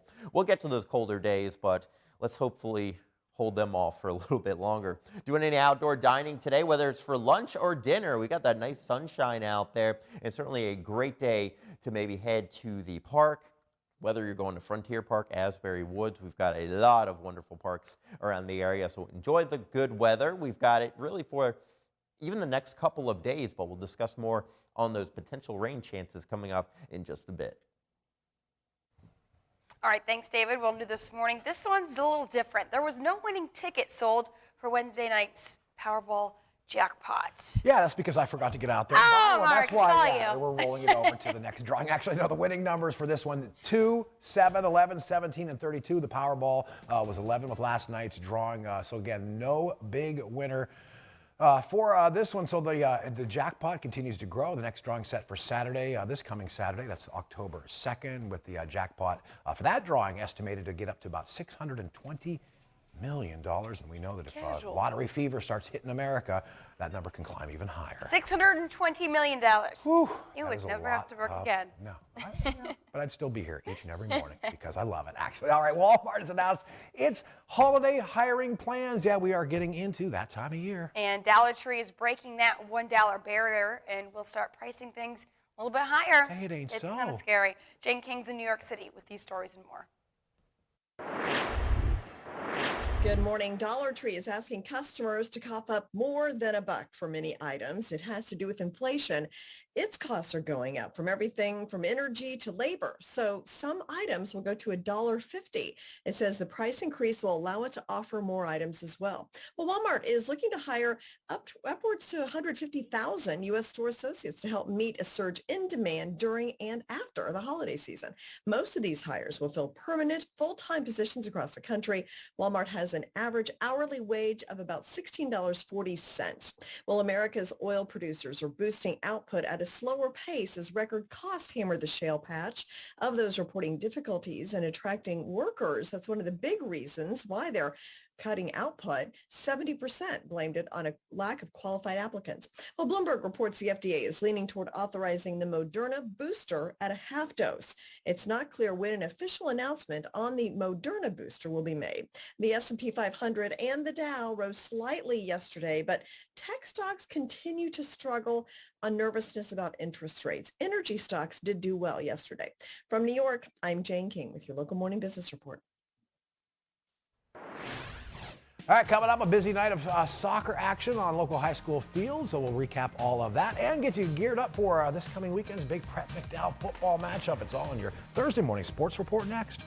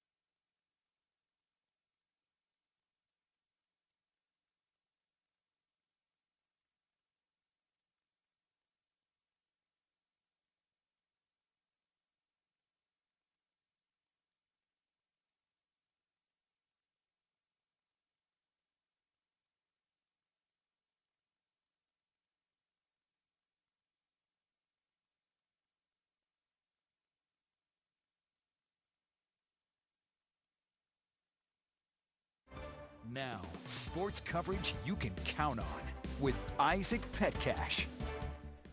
Our athlete of the week was Maggie Morrison from Fort LaBeouf girls soccer. The boys team, though, not too bad either. A 5-3 start, looking for win number 6 on Wednesday night. Let's go to Fort LaBeouf, looking for a bounce-back win, taking on Corey, seeking win number 1 are the Beavers. 5 minutes in, Johnny Taylor dishing it to Sam Keitlinger, and he boots it by into the goal. 1-0 Bison, just like that. 6 minutes later, tic-tac-toe. Elliot Ruling gets the last third there and boots it into the back of the net. He had 2 goals, 2-0 LaBeouf in front. 14th minute, Bison threatening again. Abel Moreno able to make the save and keep the ball out of the net for Corey, but he was peppered all evening. Nathan Feltmeyer dazzling his way by 4 defenders and rips it into the bottom left corner. He had 4 goals and the Bison win it 12-0. With just 1 day before Cathedral Prep and McDowell, the Ramblers are hoping to avenge a pair of losses to the Trojans last year. Games they said they were beat off the line of scrimmage in. Coaches and players expect a difficult assignment this year too against McDowell's offensive and defensive line. Massive and gets off the ball. I mean, they're definitely have a size advantage. I think on probably any team they'd face. They have a good front, a good linebackers, but I think we're gonna have the ability to take advantage of their defensive backs. But everything works up front. So it starts with the linemen, and they've been doing a great job this year. So I just expect them to do a great job again on Friday night. Meanwhile, the Trojans are keenly aware that things have changed between last year and this year. One thing they're wary of on Friday is Cathedral Prep speed, which head coach Brad Orlando says could be a factor in who comes out on top. They have some younger skills that they didn't have last year. I think they've got much more team speed than they had in the past, so obviously that's something that we're going to have to defend. I say just speed. Other than that, we got the size, we got the more athletic kids over here, but they just got a little bit of more speed. Get more hands-on, be a little more physical.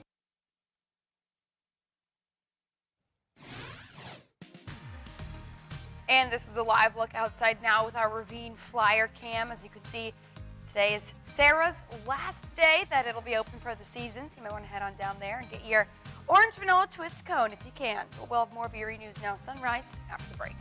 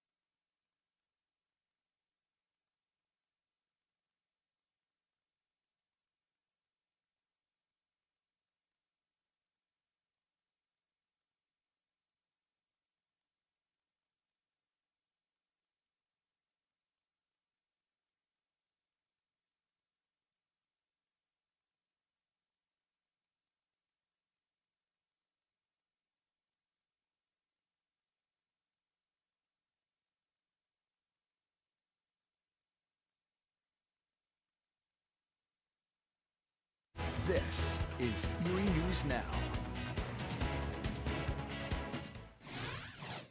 Hi there, everybody. 5:28 as we're starting off the day with those temperatures generally in the 40s out there. We've got that fall chill, and it's the kind of weather fall fans love. You start off quite chilly, and then during the afternoon you have that cool sunshine. The air is very, very dry, and so it's able to cool off a lot during the night and then warm up nicely during the day. But look at all the 40s on the map right now. Could have a few 30s show up before the sun does come up a little past 7:15. 42 in Warren, 42 in Kane, 43 in Oil City. We've got some areas of clouds out there. Not really overly concerned about fog, but a few very isolated spots, especially into some of those valleys. That's where we may have it try to settle on in.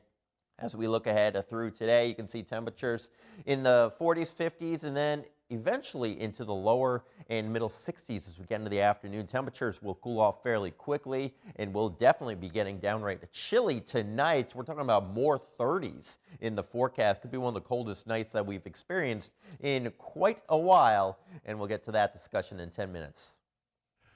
All right, let's check those top stories for you on this Thursday morning, and it's a brief bit of a deja vu, kind of off and on, literally, figuratively, it seems, this morning for some Penelec customers in downtown Erie as we get this Thursday rolling. Yeah, it's just one day after an underground fire in downtown Erie led to a power outage that lasted for more than 10 hours, and downtown went completely dark once again, just a little before 5 o'clock this morning, but we do know that the lights are back on now. It was just a little bit of flickering that happened. It all comes as the repair work continues after that fire. Erie police tell us they are working on generators still right now. Now the latest outage, again, just happened a little bit before 5 a.m. Those lights are back on downtown. Did just talk to Erie police just a few minutes ago, and they say, yeah, they do have their power back this morning. You mentioned it being on a generator. That's kind of the situation they've been in off and on throughout the night. Penelec continuing to make those repairs after that fire from Tuesday night. So, yeah, they had to shut the power off on purpose briefly this morning.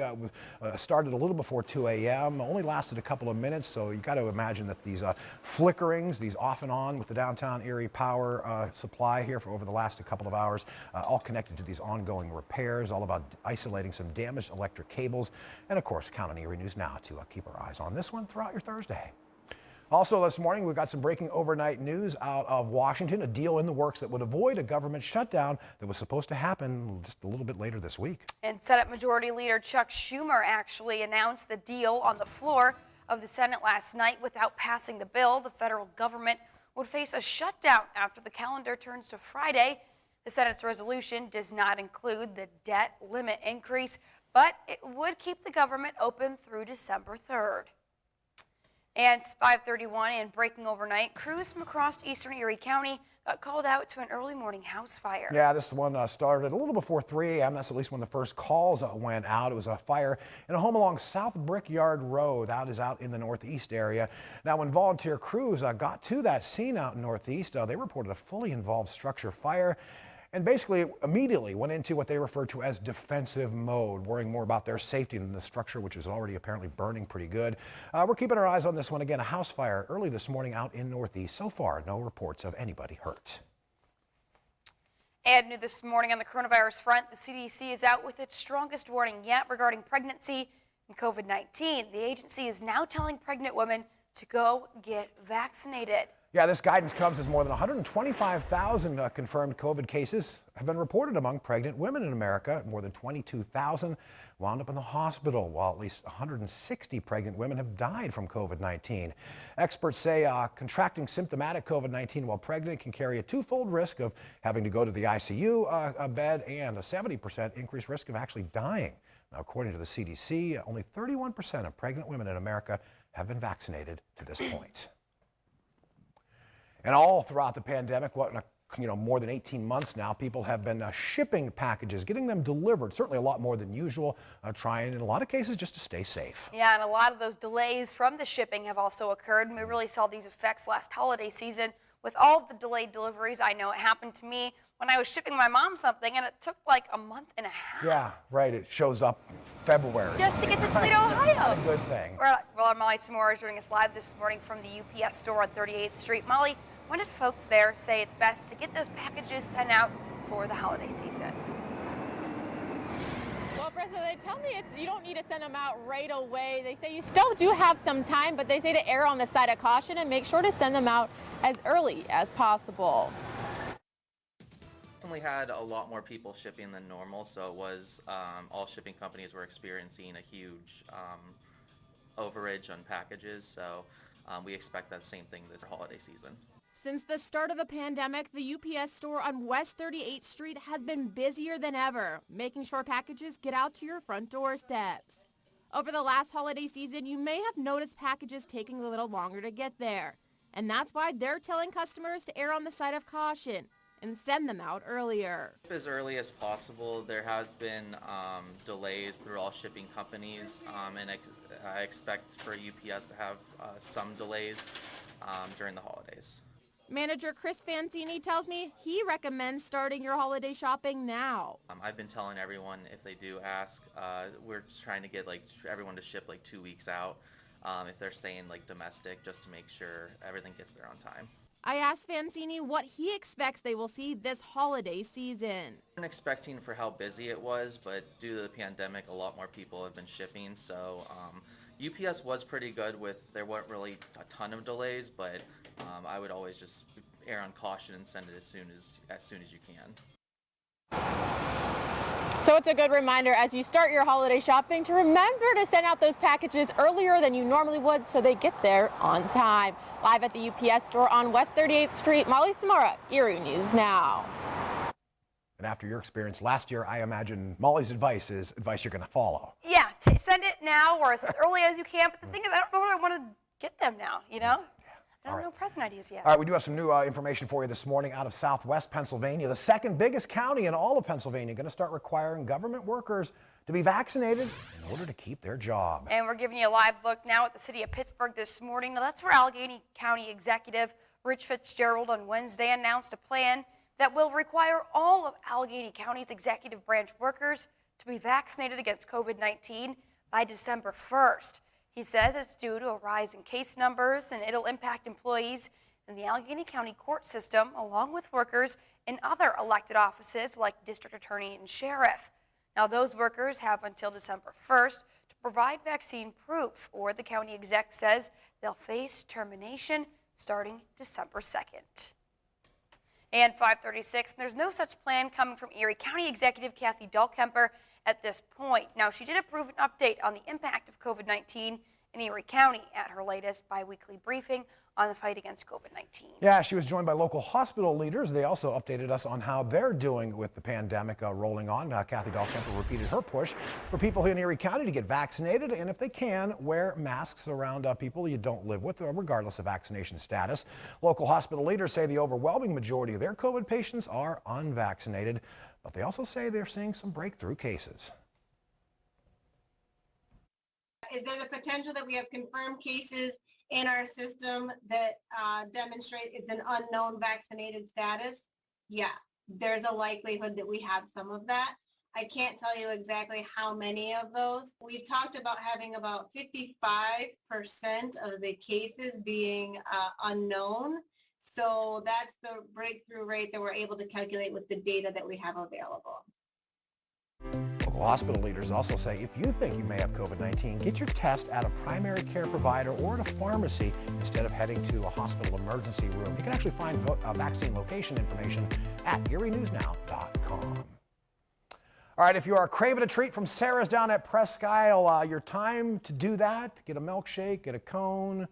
Yeah, it's running out. It's the final day of the season. September 30th always is down at Sarah's. Really declaring that summer is coming to a it's close. Really official now, right? A steady stream of customers came through last night ordering the hamburgers, hot dogs, fries, among other favorite menu items. They enjoyed the friendly atmosphere inside and out down at Sarah's. The drive-through area, they say, was a popular item, and they expect it to continue to be so. And as the staff prepares to wrap up its 42nd year in operation, local families are soaked in an Erie staple. Yeah, I know they had to go drive-through only usually for the lunchtime hours and some of the early evening hours, and I think that's going to be the case for the final day. But you get down there around 4 o'clock, you can set up shop inside Sarah's, outside on those tables. So I don't know about you, but I'm going to do my best to get in one last visit. I'm feeling some lunch today. All right, hey, we might not want to think about Sarah's coming to an end for the season. We also might not want to think about winter's inevitable arrival. Yeah, and with winter, you think of the really cold rain and the snow that comes with winter season. Laura-Elena Jonathan is joining us live from the Alert Desk this morning after talking with the snow removal company.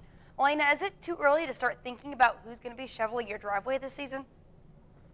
Actually, Brissa, to my surprise, it isn't too early. It's actually getting on the more late side of things when you're trying to schedule your snow removal service to come to your house when there's a foot of snow outside of your door. So this is what one snow removal company here in Erie has to say. Although fall just started, winter is slowly getting closer to becoming a reality. And with winter comes snow. For people in Erie, you're no stranger to snowfall in November, but breaking out the shovel and scrapers might not be for everyone. And for those looking to hire a snowplow company to do the dirty work, time is ticking. If you haven't hired somebody, you're almost behind the 8 ball. Over at Cunco Landscaping, they sent contracts to their customers for snow removal services on September 1st. And according to Misty Burgess, the director of operations, spots are filling up fast. People are booking up quickly. We're already almost completely booked because we have a lot of returning and seasonal contracts. Burgess says to ask questions before you hire a snowplow service. Like, do they just plow with a truck? Or do they also get out of the truck and, plow your driveway with a snow blower or even like shovel your steps? She says it isn't too late just yet, but advises you might want to start thinking about hiring a service for this winter sooner rather than later. I definitely get moving on that because, as you know, with COVID, a lot of places are short-staffed, so they may not have as many people to drive, trucks and everything and to snowplow this year. So I definitely be putting those calls out. We just had a gentleman call the newsroom asking if there's any way to tell how bad this winter coming up is going to be. Is there any way to know right now, or is it just too early to tell? Well, the thing is, we always have big fluctuations during the winter season, and even if a milder winter is in store for the region, which right now are still waiting for that outlook from NOAA, you can obviously still get a lot of snowstorms. It's just how the wind moves across the lake and how things set up for us. So I can guarantee you that we will have some decent snowfalls during the 2021-2022 snow season. So scenes like this, not terribly far away. We don't really start to see our bigger snows until we get a little bit farther into November, but we definitely see those first flakes around Halloween, typically late October and into early November. I remember last year, inland spots ended up with a few inches of snow to start off the month of November. And in November, we averaged about 9.6 inches of snow, and that's just a little over 1 month away. So I know it seemed like we were just in the heat of summer the other day, but unfortunately, we got to start thinking about winter time, and we'll think about winter time actually later on tonight as those temperatures certainly take the dip. Now, along the lake shore, we're sitting at about 50 degrees, but you can see as you get farther inland, we've got spots around Meadville, Titusville, and especially back into Warren and McKean County that are dipping down into the middle 30s. This is our Futurecast temperature model at 7 a.m. tomorrow morning. Weather impact index for today, we're at a 0. We've got those chilly temperatures in store for the area tonight. If you still have some plants out there, if you're out there towards Bradford, Warren, or McKean County, you may want to keep them inside tonight just because of that chill, but there are no frost advisories in effect just yet. We're going to talk more about the week ahead and get you into the weekend coming up after the break. Also coming up, one of the most active volcanoes on Earth erupting on Hawaii's Big Island. The developing details on that one coming up.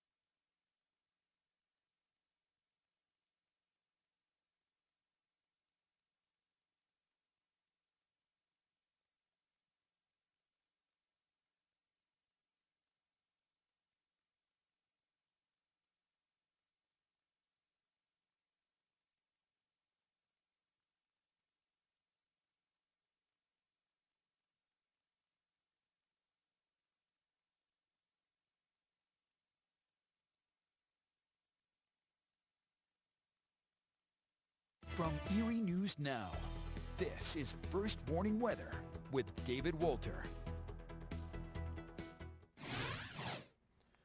All right, good morning, everybody. We are looking outside right now along Upper Peach Street, and you can see that we've got 52 degrees out there. We are certainly on the chilly side as we start off your day. We're in a Thursday mode now, looking ahead to Friday and, of course, the weekend. And you can see that we're starting to see a little bit more of that traffic flow out there. And as we look ahead through today, temperatures warming through the 40s, 50s, and then inevitably into the 60s. And you can see we've got more in the way of that sunshine, just a light northerly wind. So that sweatshirts you're wearing this morning, you might be wearing a good chunk of the day, as even with that sunshine, it's still going to be comfortably cool out there. Later today, the DCNR, they released their fall colors report for this area in the entire state. So we'll have that on tomorrow morning's show. Right now, temperatures are in the 40s and 50s, 42 in Bradford and Warren, 45 into Jamestown. Doppler Max not bringing us any rain. Anything we see today could be a sprinkle or two. That's basically it. But more in the way of sunshine, that increases as we get into the afternoon. Still some areas of clouds through the southern tier of New York and also into Warren and McKean County. We see some areas of clouds, even a little bit of fog to start off your Friday, and that's when those temperatures really get down in that downright chilly range. I think all of us will be below 50 degrees in some spots much farther to the east. Into the higher terrain will definitely be down into the 30s as we go through your Friday, seeing more in the way of that sunshine. Your zone outlook for today, as we go county by county, temperatures into the lower and middle 60s as we take you into the afternoon. And out there into Crawford County for today, we've got temperatures into the lower 60s as well. More in the way of that sunshine. Temperatures lower 60s, even a few spots not even getting to that 60-degree mark today. Sugar Grove into Scandia, only into the upper 50s. As we look ahead over the next several days, you'll notice that the temperature trend is up. We're getting back up into the 70s. We get a storm system to start to generate some of those warmer temperatures, but also kick in some rain showers as well Sunday and then into Monday. And we're pretty seasonable Tuesday and Wednesday, still maybe a few lingering showers out there. And of course, right now, the big story with your traffic downtown, the power continues to flicker, so that will probably be messing with some of those stoplights. And if the stoplights do go out, just treat it as a four-way stop and make sure that you are being courteous to other folks on the road. But hopefully we can get that situation restored. And if you'd like to become a Wazer with us, you can go to erienewsnow.com. Britney Spears making steps towards her freedom this morning. The latest on the pop star's battle over her conservatorship. Yeah, big developments in that one. It's all coming up next. And college basketball fans have been watching March Madness for several years, but the branding for that annual event never included the women's games. That's until now. We'll explain after the break.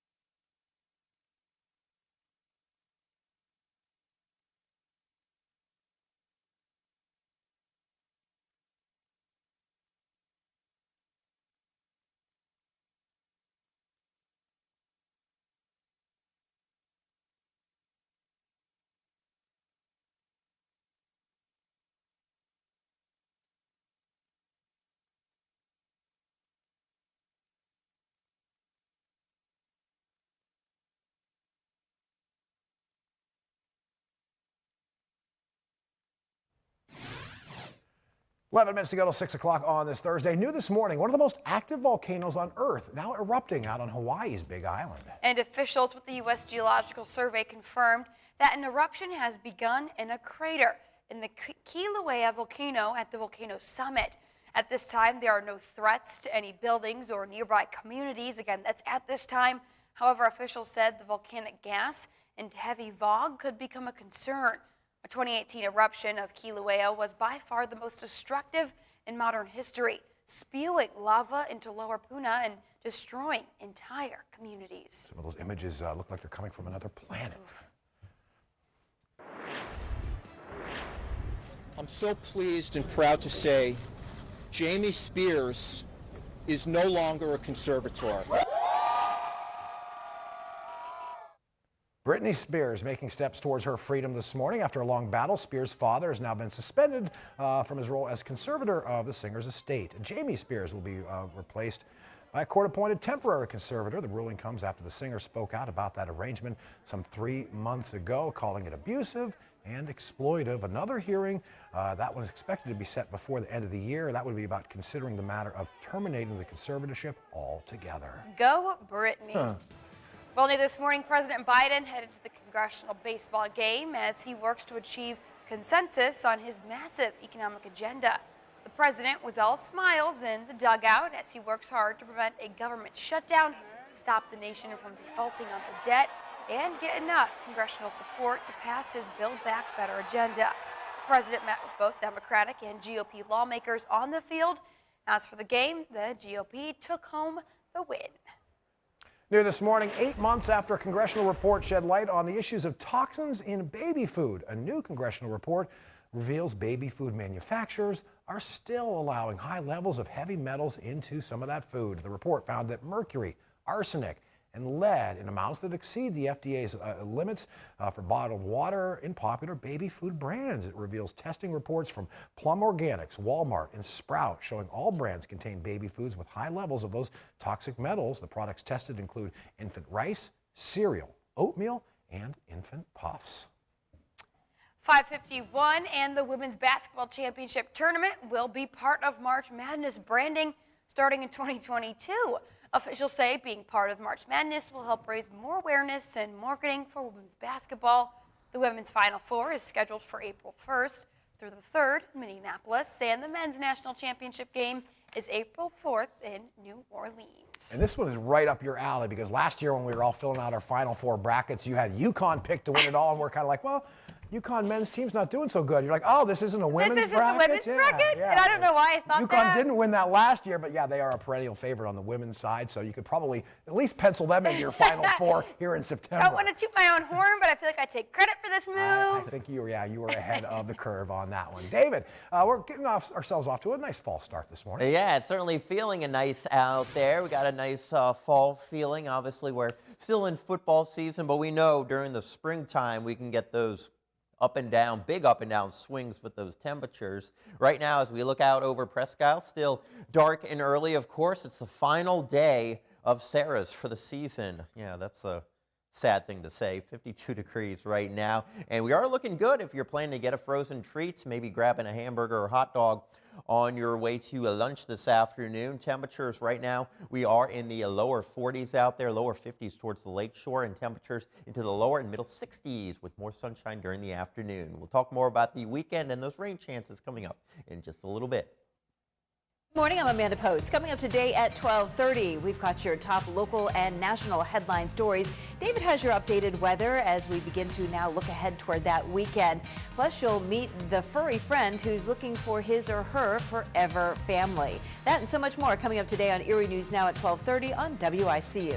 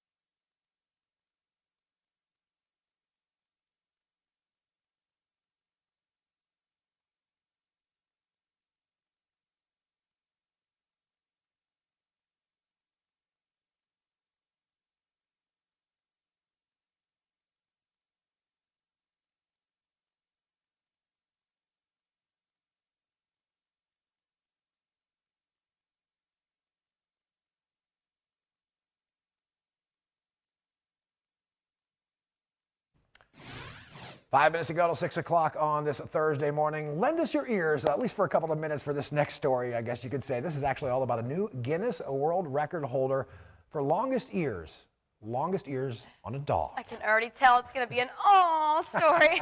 Jeannie Moose this morning introduces us to Lou and her very long ears. She may not be all ears, but she's enough ears to make it into the Guinness Book of World Records for longest ears on a living dog. Good girl. Give Lou a high five for her exceptional coonhound ears. Lou's ears are 13.38 inches long each. They're the same length. We could give you an earful about her cute quirks. The goofiest little weirdo. For instance, how she scratches her chin on the kitchen counter, but her claim to fame is having ears long enough to tie together. And everywhere she goes in her home state of Oregon, for instance, wine tasting with her owner, people are loving on and touching her velvety ears. Rubbing her ears in her world is like getting the best massage you could ever get.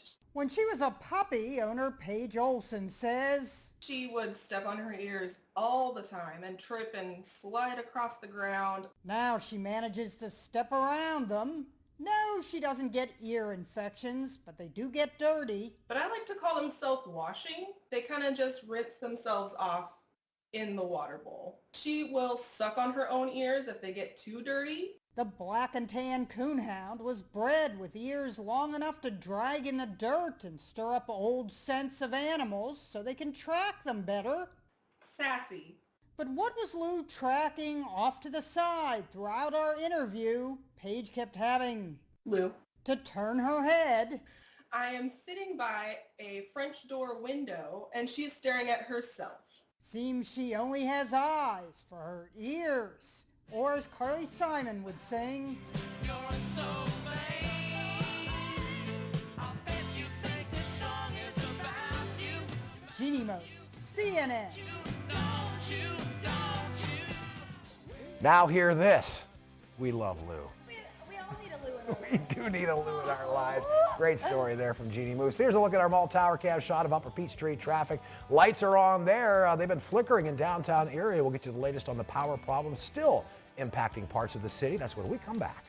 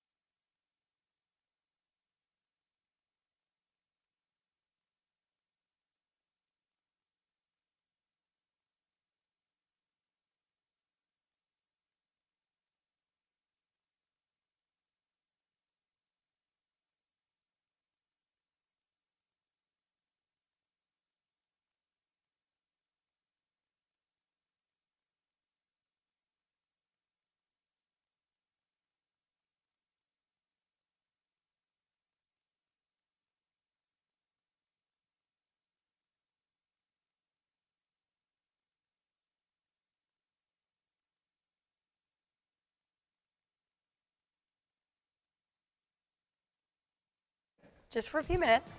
Breaking overnight on Erie News Now, it's crisis control ×2 in Washington this morning, with Congress making moves to avoid a federal government shutdown, while at the same time pushing the fight over America's debt limit down the road. We've got all those developing details. Plus, the CDC sending a message to moms-to-be across America this morning as the COVID case numbers among pregnant women continue to climb. We'll hear that new message on the shot safety for expectant moms.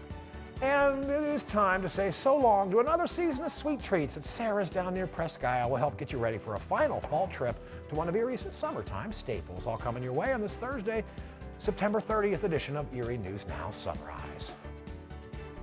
with coverage you can count on. Welcome to Erie News Now Sunrise.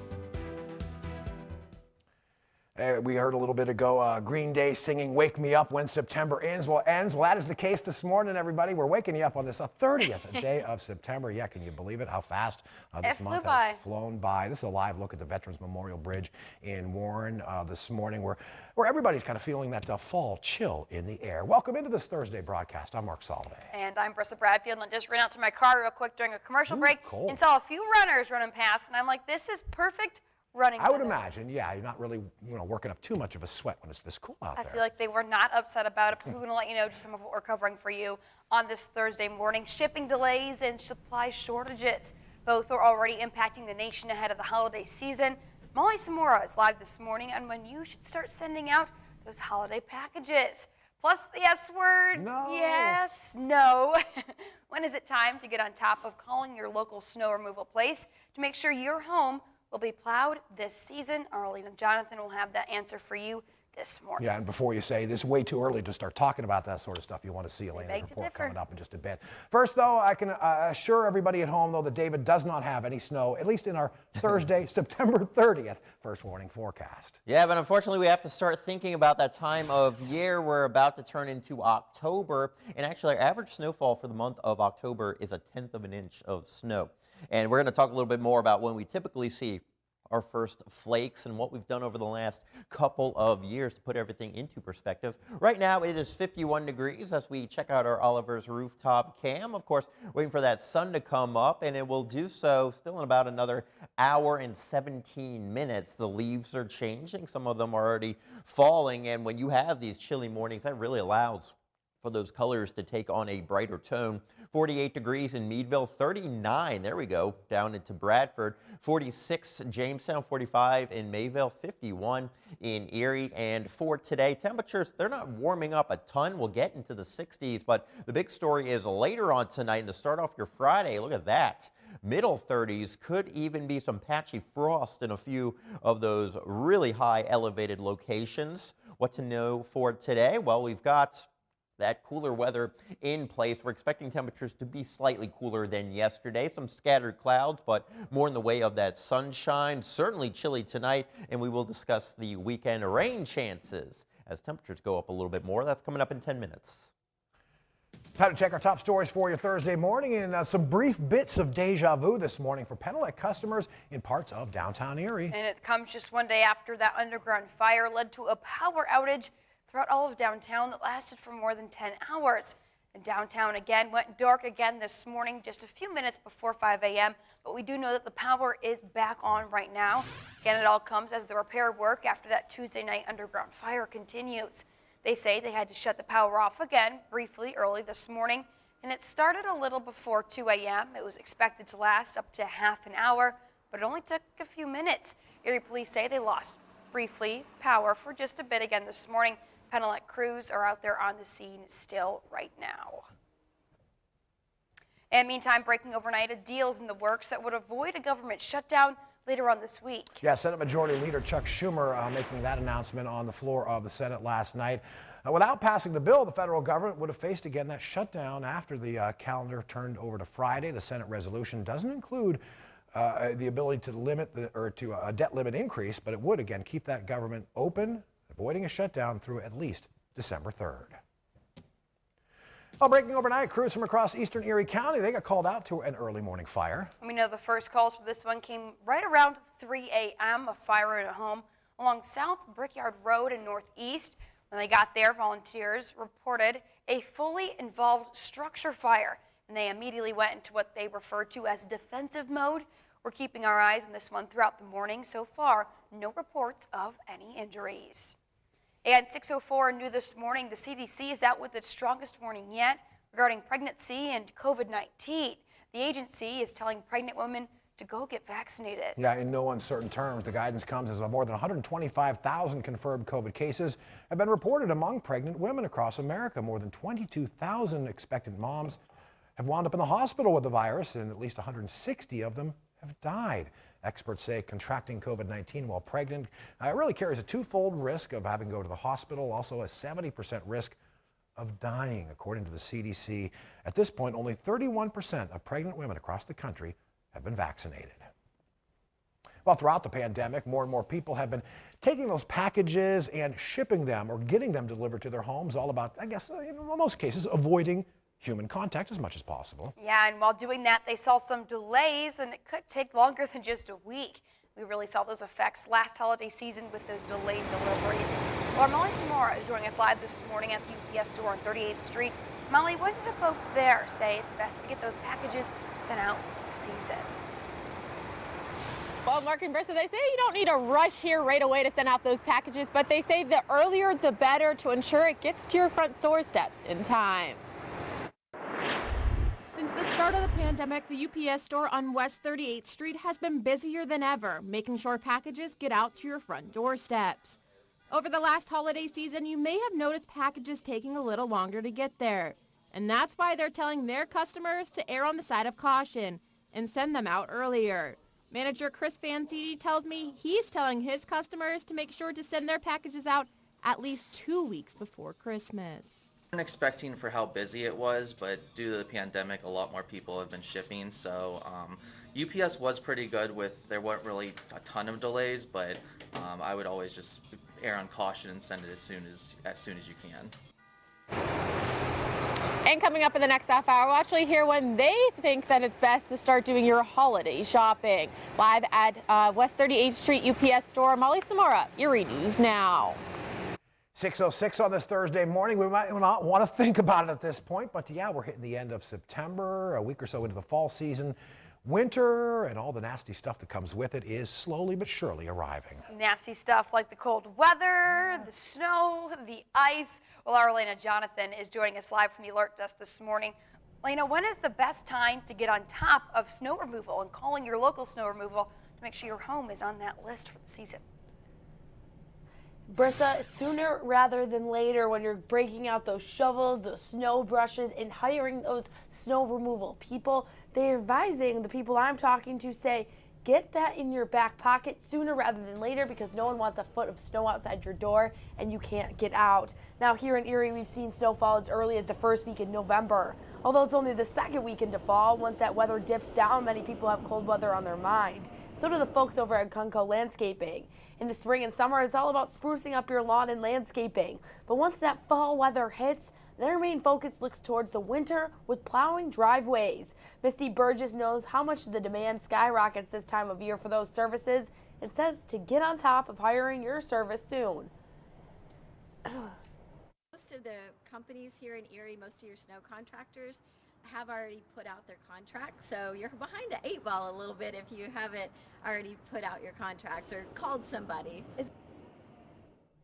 David, tell me we don't see snow in October as the earliest. I know we talked a little bit and you said November. Is that the reality? Is it usually November? It's typically November that we get a couple of inches of accumulation, but we can see snow as early as late October. As a matter of fact, we actually average about 1/10 of an inch of snow in October, and of course that is towards the end of the month. So we're wrapping up September today. We're about to go into October tomorrow, and over the last 3 years, these are the dates in which we've seen at least a trace of snow. Last year was the first day of November. In 2019, it was Halloween, and again, that is when we typically start to see some of those snowflakes. We know around Halloween, parents have to prepare their kids' costumes to maybe deal with a few of those wet flakes. November, our average snowfall is almost 10 inches, and actually that is up from last year because now we have the snow data in from 2010 all the way through 2020. So we've padded on to our climate data, and yeah, things could be a little bit snowier as we look ahead, but that doesn't mean that we are expecting a colder or warmer than normal temperatures. Obviously, you can have those warmer temperatures and still get some bigger snows, but of course we don't have any of that snow in the forecast for us over the next at least couple of weeks or so. You can see temperatures lower 40s out there for inland locations. We're at 51 right now in Erie, and at the bus stop this morning 52. It's a chilly start, but it's a sun-filled afternoon into the lower 60s. Still jacket worthy, of course. We'll talk about that extended outlook and some warmer weather in store for us after the break.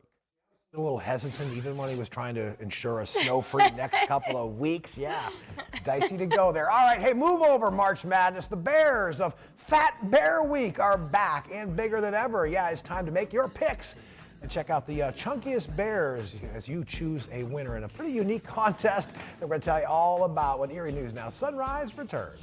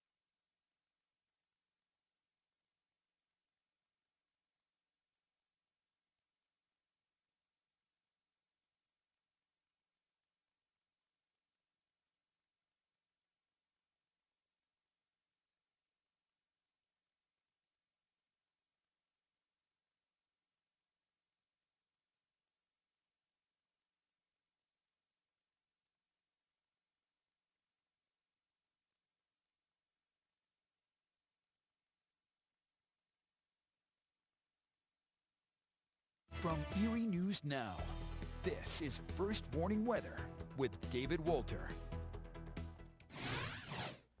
All right, good morning, everybody. We are sitting at 51 degrees as we look outside with our Interstate Mitsubishi Mall cam. Green bars throughout today. The weather is looking good. If you're going out to grab a quick breakfast, you'll certainly feel the chill out there. Temperatures will be warming on up today, getting into the lower 60s during the afternoon. Yesterday was National Coffee Day, but I'm sure a lot of folks are chugging that coffee this morning just to stay warm. Right now we have those temperatures in the middle 40s from Waterford back to Cambridge Springs, only 41 in Titusville, Tidioute, as well as Bradford, 46 for you guys in Jamestown. Doppler Max looking good and no issues out there. We are expecting some areas of clouds out there this morning, maybe a few very isolated areas of fog into some of those deep river valleys, which of course are back towards the higher elevations. You can still see some of those clouds from Jamestown to Sheffield, Kane, as well as Bradford into the afternoon. So we'll have a partly sunny sky for you guys. Later tonight, some areas of fog will start to develop. Temperatures, they are really coming on down, and there is that potential for maybe a little frost to start off the day, and that starts off the brand new month of October. So we'll keep you up to date on that. And again, this would be for areas well away from the lakeshore, those typical colder spots out there in the Warren and McKean County. Your zone outlook for today, temperatures making their way up into the lower and middle 60s as we head into the afternoon. More of that pleasant sunshine out there. If you're around Crawford County today, you can see as cool as just 60 in Titusville, 61 in Spartansburg, as well as Bloomfield. And back there into Warren County, may not even get out of the 50s in Sugar Grove, as well as Scandia, right around that 60-degree mark in Warren and Youngsville. As we look ahead for the next several days, you'll notice that the temperature trend continues to be up. 74 on Saturday. It will be a fairly mild day overall, and we are expecting more of a southerly wind, but cold front is eventually coming with that. It's not going to be a strong cold front, but we'll certainly be looking at more rain chances Sunday and then into early next week. We're still staying pretty seasonal Tuesday and into your Wednesday. All right, here's a quick look at your traffic report. Of course, downtown, the power has been flickering just a bit, so just be mindful that some of the lights could be out, and just to treat them as if it is a four-way stop. Here's a little update on some of the construction projects. Nothing really new out there. Of course, we still have the road work on 79 down there towards Sagertown, the Conneautville exit. And also, we'll go really far south into Franklin. There's a little bit of work on US 62 northbound between Bell Avenue and 15th Street, Liberty Street as well. There's a lane restriction there. So in terms of weather, we're looking good out there for those morning travel plans. But of course, if we see any additional construction or hopefully no accidents, but if we do, we'll report them to you as soon as we get them.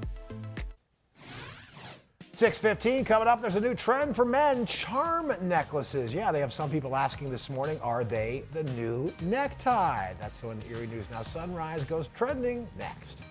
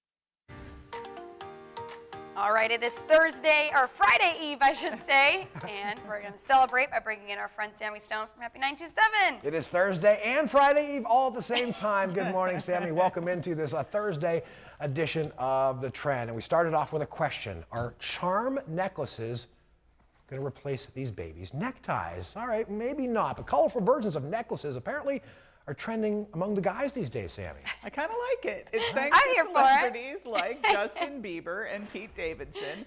They've been spotted in similar styles. Now, I don't think there's anything wrong with that. According to the data from the global shopping platform List, cheerful charm necklaces were the hottest men's jewelry trend this summer. Key search terms like colorful, beaded, and rainbow were leading the way. If they're those candy ones that we used to get on Halloween back in the day where you can kind of eat all the charms off, I'm okay with that. I know they're super in style for women, but I support it for men too. Now, versions of the accessory run from the gamut from over $3,000. What? An enamel flower model by luxury brand Bottega Veneta to a $20, more my price range, mushroom and pearl necklace available at mass retailer Urban Outfitters. I can't even bring myself to wear a wristwatch or anything. I mean, this wedding ring is the only bit of jewelry I can manage to put Mark, onto I think my it'd body, look great on you. I think we should make this a go for you and David. David, are you in? Why not? He wasn't even listening, probably. I'm always in the trend. Well, with winter just around the corner, it's time for bears to start layering up for hibernation. That means it's time for everyone's favorite annual contest. I got to admit, Sammy, I hadn't heard of this one until this morning, but I'm totally in. Oh my goodness, look at that bear. Fat Bear Week at Alaska's Katmai National Park is here, and only the fattest bears need a fly. Experts say for bears, fat equals survival. The bears at Katmai are packing on the pounds to prepare for hibernation. And once again, the park, they have turned it into a March Madness style contest. They had the brackets set up and everything. Pitting the bulky bears head to head. I think the bigger they are, the cuter and more. Oh, little bowling balls with heads. Unless you're one of those fish they're grabbing out of the river, then you don't think so. All right, anybody who can vote for their favorite Husky competitor, like a Bear 151 or the 1,400-pound Bear 747, last year's monstrously chunky champion. Voting is open now and concludes on what else day? Fat Bear Tuesday. We all know that date, October 5th. So now we've got a Women March Madness and a Fat Bear March Madness. What's next? We're opening it up to everything.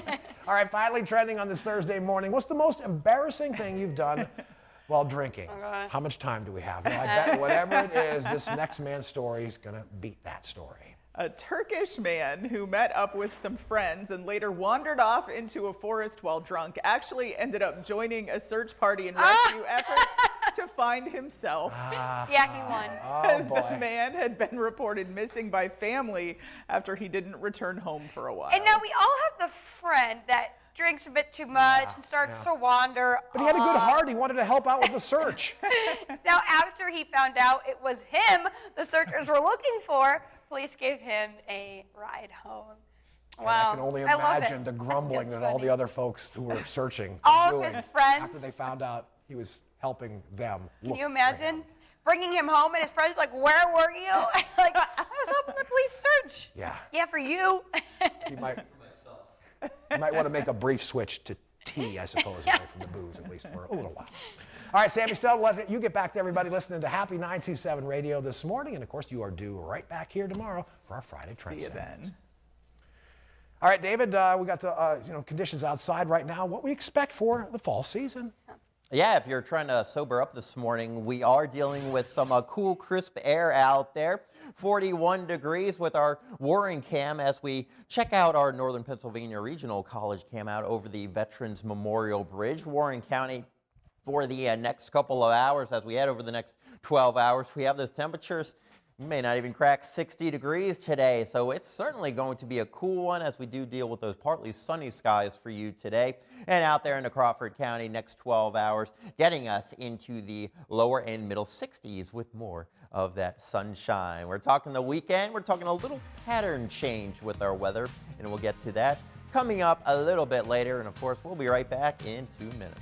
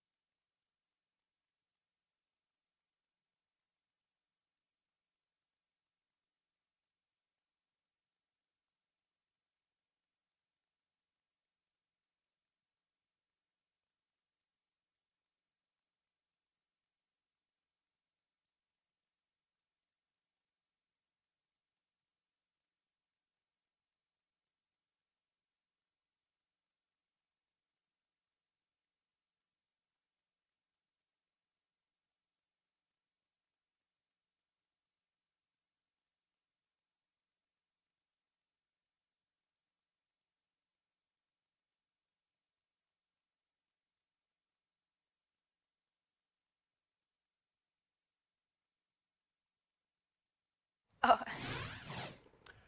6:25 as we get you this live look at some sunlight making its way into our shot of Presque Isle State Park from up on top of the Ravine Flyer 2 roller coaster. That's where we have our camera position to get you this shot of the peninsula on this Thursday morning. And you can also see Sarah's in this shot down in the lower right-hand portion of the screen. So if you're craving a treat from Sarah's down at the entrance to Presque Isle, a heads up, your time is running out because today, the end of September also marks the end of the season at Sarah's. Yeah, and also marks really the end of summer. That's when you know it is Put over. the nail in summer's coffin, no doubt. A steady stream of customers came through last night, though, ordering the famous hamburgers, hot dogs, fries, the ice cream. Onion rings. All those favorite menus. See, I'm a fried zucchini here. Oh, okay. Now they enjoy the friendly atmosphere inside and out. The drive-thru area continues to be a pretty popular item.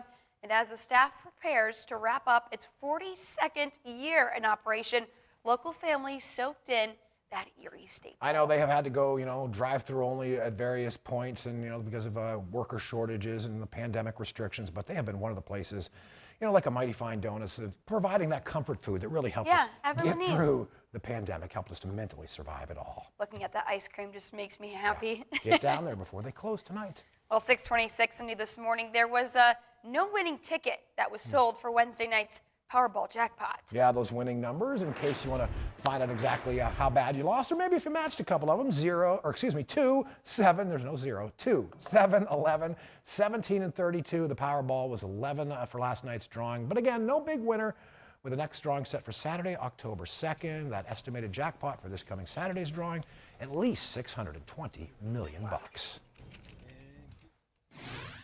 And from a live shot of Presque Isle State Park to this gorgeous look at the sunrise down in our nation's capital this morning. Though it's crisis control ×2 in Washington as we get into this Thursday.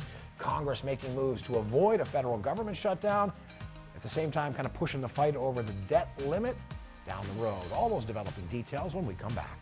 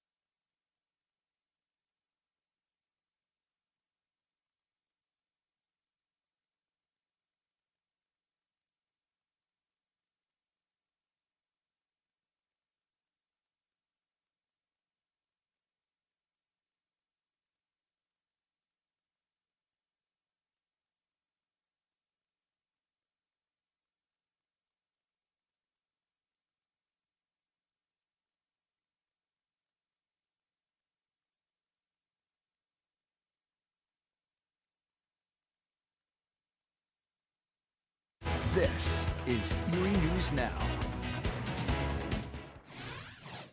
Hi there, everybody. It is Thursday morning. We're starting off with certainly that fall chill in the air. We're down into the 40s and lower 50s. Tomorrow night could even be a little bit colder. Well, I should say tonight, I guess, into early tomorrow could be a little bit colder than what we deal with this morning. Right now, we have Titusville, Tidioute in the lower 40s, 41 in Bradford, 48 in Meadville, 51 in Erie. And here's a look at our Futurecast temperature model to give you an idea of how chilly it could be later on tonight. I mean, we're talking about temperatures down there into the 30s and lower 40s. And sometimes this model is a little bit too warm, so you may be able to take off a couple more degrees towards Bradford and Kane. At the bus stop this morning, it is definitely a chilly start. Sweatshirts, light jackets definitely needed, and even into the afternoon, we're getting some of that sunshine, but only into the lower 60s. Some spots today may not even reach that 60-degree mark. We'll talk about that and how we transition into a milder weekend. That's all coming up in 10 minutes. Thank you, David. Top story check time, 6:30 on your Thursday. A brief bit of deja vu. Here we go again sorts of feelings this morning for some Penelec customers in parts of downtown Erie. And it comes just one day after an underground fire led to that massive power outage downtown that lasted for more than 10 hours. And that's when downtown went dark once again a couple times throughout the overnight hours. And it comes as the repair work after that Tuesday night underground fire continues. They say they had to shut the power off again briefly early on this morning. It started just a little before 2 a.m. It was expected to last up to a half an hour, but only took just a few minutes. Erie police say they lost power a few times throughout the morning. Penelec says the planned outages are necessary to really isolate the damaged electric cables. Yeah, so it seems these planned outages might be continuing sporadically throughout the course of this Thursday morning. A heads up for drivers headed downtown. You might want to be extra careful at some of those traffic signals. All right, some breaking overnight news out of Washington. A deal in the works that would avoid the government shutdown that was could potentially going to happen later on this week. So many folks talking about that potential. Yeah, a lot of eyes on this one. Senate Majority Leader Chuck Schumer announced the deal on the floor of the Senate last night. Without passing the bill, the federal government would face a shutdown after the calendar turns to Friday. The Senate's resolution does not include the debt limit increase, but it would keep the government open through December 3rd. And 6:31 and breaking overnight, crews from across the eastern Erie County area got called to an early morning house fire. Yeah, the first calls for this one came in right around 3 a.m. A fire in a home along South Brickyard Road out in the northeast area. Now, when crews got there, those volunteers reported a fully involved structure fire. And basically right away, they went into what they refer to as defensive mode. Yeah, a fire that was going pretty good. We're keeping our eyes on this one throughout the morning. So far, though, we have no reports from this northeast fire scene of anybody being hurt. All throughout the pandemic, more and more people have been shipping packages or having them delivered, basically trying to limit the amount of contact and, a convenient factor as well, I think. Yeah, and throughout the holiday season last year, we saw a lot of that happening and a lot of shipping delays and packages arriving to those doorsteps late. Well, our Molly Samora is joining us live this morning from the UPS store at 38th Street. Molly, when did the folks there say it's best to get those packages sent out for the holiday season? Well, they say that you don't need to rush here right away to send them out, but they say the earlier the better to assure that it arrives in time for the holiday season. Definitely had a lot more people shipping than normal, so it was all shipping companies were experiencing a huge overage on packages, so we expect that same thing this holiday season. Since the start of the pandemic, the UPS store on West 38th Street has been busier than ever, making sure packages get out to your front doorsteps. Over the last holiday season, you may have noticed packages taking a little longer to get there. And that's why they're telling customers to err on the side of caution and send them out earlier. As early as possible. There has been delays through all shipping companies, and I expect for UPS to have some delays during the holidays. Manager Chris Fancini tells me he recommends starting your holiday shopping now. I've been telling everyone if they do ask, we're just trying to get everyone to ship 2 weeks out if they're saying domestic, just to make sure everything gets there on time. I asked Fancini what he expects they will see this holiday season. I'm expecting for how busy it was, but due to the pandemic, a lot more people have been shipping, so UPS was pretty good there weren't really a ton of delays, but I would always just err on caution and send it as soon as you can. So there's no need to rush on your holiday shopping right today, but they do say it's best to start early and send those packages out early so they arrive in time for that holiday season. Live at West 38th Street UPS store, I'm Molly Samora, Erie News Now. 6:34 new this morning. The second biggest county in Pennsylvania is going to start requiring government workers to be vaccinated in order to keep their job. And we're going to give you a live look right now at the city of Pittsburgh this morning. That's where Allegheny County Executive Rich Fitzgerald on Wednesday announced a plan that will require all of Allegheny County's executive branch workers to be vaccinated against COVID by December 1st. He says it's due to an increase in COVID case numbers. Now it will impact employees in the Allegheny County court system, along with workers in other elected offices like district attorney and sheriff. Those workers have until December 1st to provide vaccine proof, or the county exec says they will be terminated starting December 2nd. In the meantime, there's no such plan this morning coming from Erie County Executive Kathy Dahlkemper. At this point, she did not provide an update on the impact of COVID in Erie County at her latest biweekly briefing on the fight against the virus. Yeah, Dahlkemper joined by some local hospital leaders who were updating us on how they're doing as the pandemic fight continues. Kathy Dahlkemper repeated her push for people to get vaccinated if they can, and to wear masks around people they don't live with, regardless of anybody's vaccination status. Local hospital leaders, meantime, say the overwhelming majority of their COVID patients are unvaccinated, but they also say they are seeing some breakthrough cases. They say if you think you may have COVID-19, the best thing you can do is go get tested at your primary care provider or perhaps at one of the local pharmacies rather than going to the emergency room with those symptoms. You can find vaccine location information for you anytime at erienewsnow.com. All right, we might not want to think about it here just a week officially into the fall season, but winter is slowly but surely creeping up on us. And with winter comes the ice, the wet, cold rain, the snow, all of it, the shoveling. Well, our related Jonathan is live this morning from the alert desk after speaking with the snow removal company. Elena, is it too early to start thinking about who's going to be shoveling your driveway this winter? To my surprise, Britt said it's actually getting late in the season to schedule your snow removal person to come to your house. And one snow removal company here in Erie advises do that sooner rather than later this year. Although fall just started, winter is slowly getting closer to becoming a reality.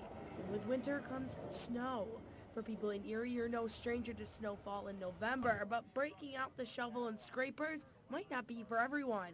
And for those looking to hire a snowplow company to do the dirty work, time is ticking. If you haven't hired somebody, you're almost behind the 8 ball. Over at Cunco Landscaping, they sent contracts to their customers for snow removal services on September 1st. And according to Misty Burgess, the director of operations, spots are filling up fast. People are booking up quickly. We're already almost completely booked because we have a lot of returning and seasonal contracts.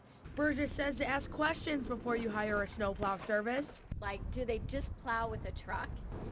Or do they also get out of the truck and, plow your driveway with a snowblower or even like shovel your steps? She says it isn't too late just yet, but advises you might want to start thinking about hiring a service for this winter sooner rather than later. I definitely get moving on that because, as you know, with COVID, a lot of places are short-staffed, so they may not have as many people to drive, trucks and everything and to snowplow this year. So I definitely be putting those calls out. Type to hire a snowplow service, or are you getting out there, putting on your gloves and using a shovel?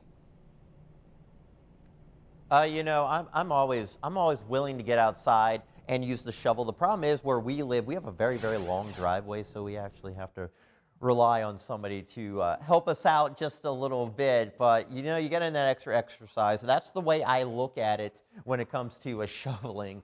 Winter, of course, not too far away. We're watching some of those flakes come on down, at least in this image right here. I got you, didn't I?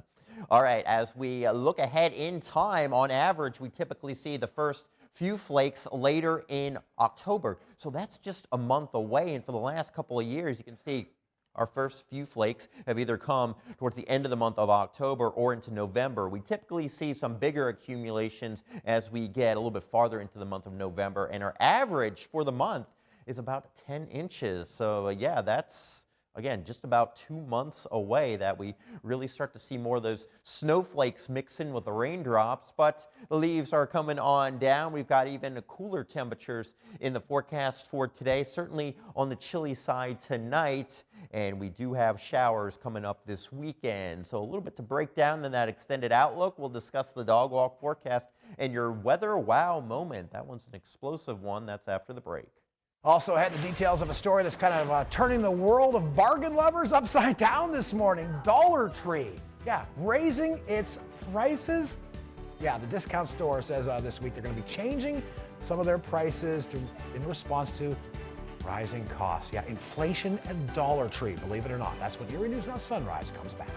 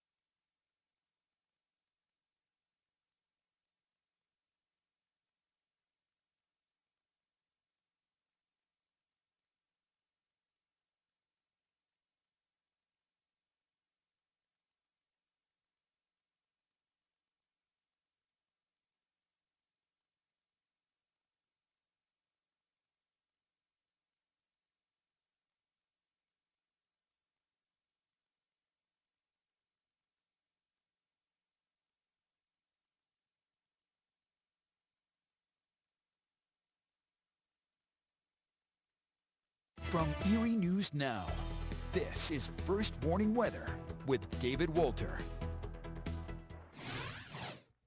6:41 as we're starting off the day. It's starting to get a little bit more light in the sky, 51 degrees. It is chilly out there, and I know a lot of folks have kind of flipped over their summer wardrobe to the fall stuff, and that's a good idea because we'll certainly have more of these days ahead. Here's what you need to know for today. Even cooler weather overall. We will have some scattered clouds out there. Temperatures maybe into the 30s for a few areas well away from the lakeshore tonight, and we do have that chance for a little bit of rain, especially as we get a bit later on in the weekend. Right now, certainly not looking like a full-fledged washout. Temperatures right now, we are in the 40s from Waterford to Corey out there towards Warren and Bradford, 46 in Jamestown, lower 50s right along the lake shore. Here's your dog walk forecast, and we have a little Luna here, and Luna loves to watch the morning show every morning, apparently, to know exactly what to expect for the day. And Luna, I've got a good forecast for a good dog. Temperatures into the lower and middle 60s as we head into the afternoon.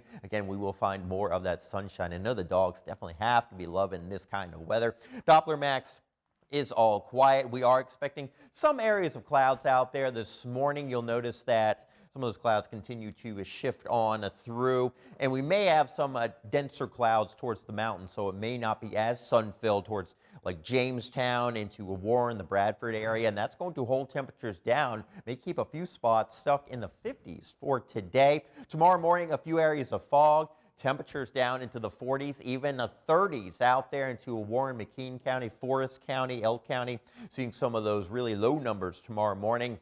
And then as we get into the afternoon, finding more sunshine, temperatures will be a little bit warmer overall. Your zone outlook for today, we are expecting temperatures to make their way up into the lower and middle 60s across Erie County.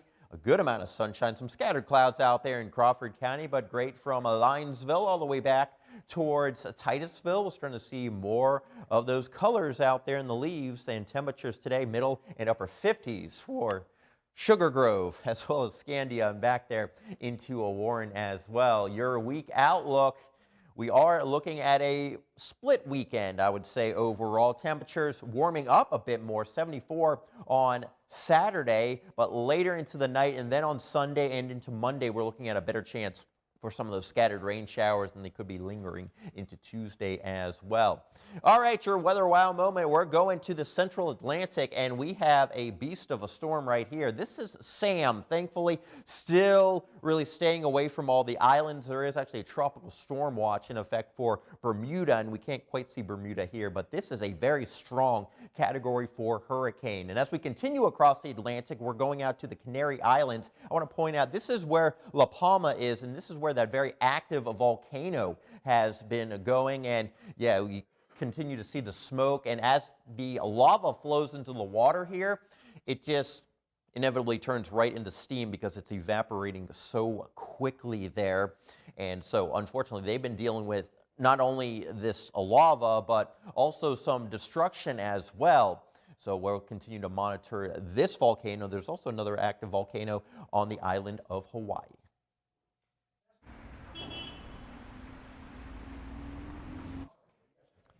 Yeah, this morning we are watching those flights out of the Erie International Airport, and pleased to report that everything is certainly on a time, whether you're going to Chicago. Well, if you're going to Chicago, yeah, you're probably booking it to the airport right now because they are in the process of boarding. Washington, Charlotte, looking good right now. And if you do need to know what's happening with your traffic out there, you can always go to our website, erienewsnow.com.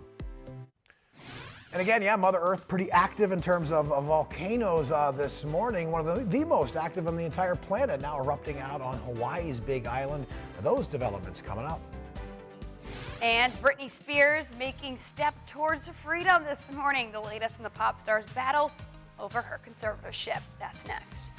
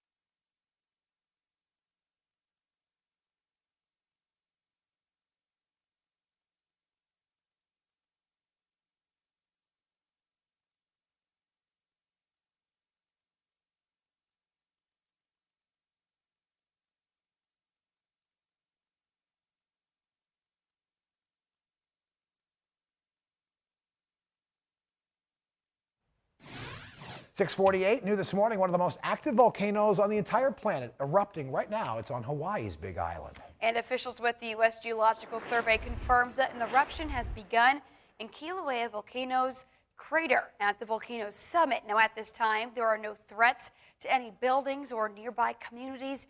However, officials do say that volcanic gas and heavy fog could become a concern.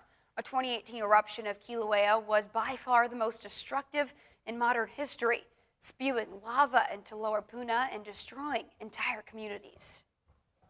New this morning, the Congressional Committee investigating the January 6th Capitol breach has issued its second round of subpoenas, this time targeting people involved in the planning and organization of the so-called Stop the Steal rally that happened right before the riots, as well as the other rallies in the lead up to January 6th. These subpoenas sent out to 11 people affiliated with the organization Women for America First. I'm so pleased and proud to say Jamie Spears is no longer a conservator.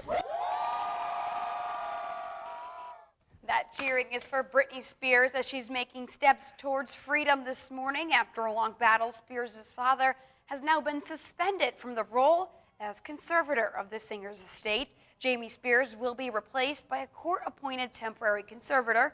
The ruling comes after the singer spoke out about the arrangement 3 months ago, calling it abusive and exploitive.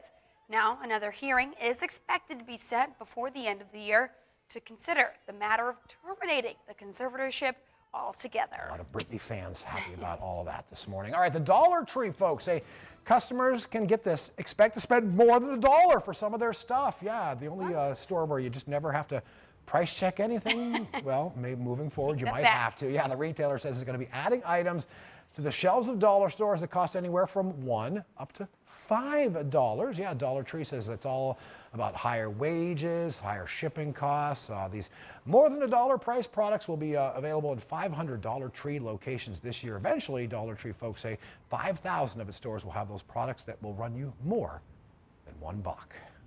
6:51 and new this morning, the Women's Basketball Championship Tournament will be part of March Madness branding starting in 2022. Officials say being part of March Madness will help raise more awareness and marketing for women's basketball.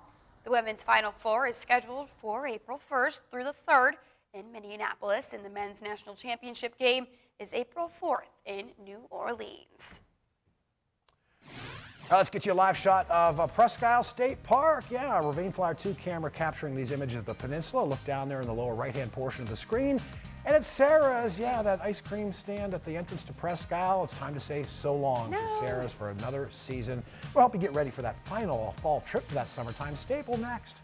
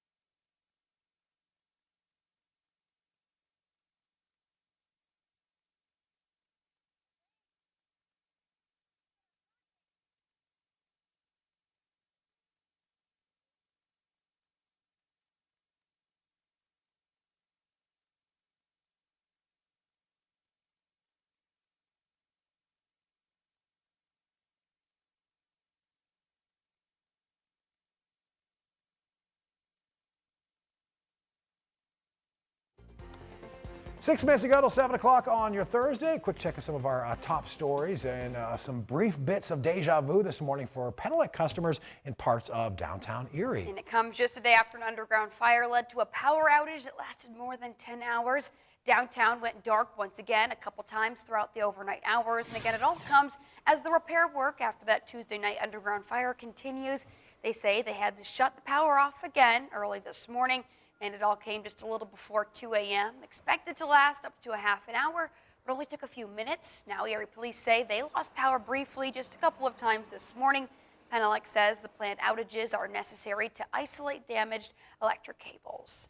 Breaking overnight, a deal in the works down in D.C., one that would avoid a government shutdown tomorrow. Senate Majority Leader Chuck Schumer announced that on the Senate floor last night.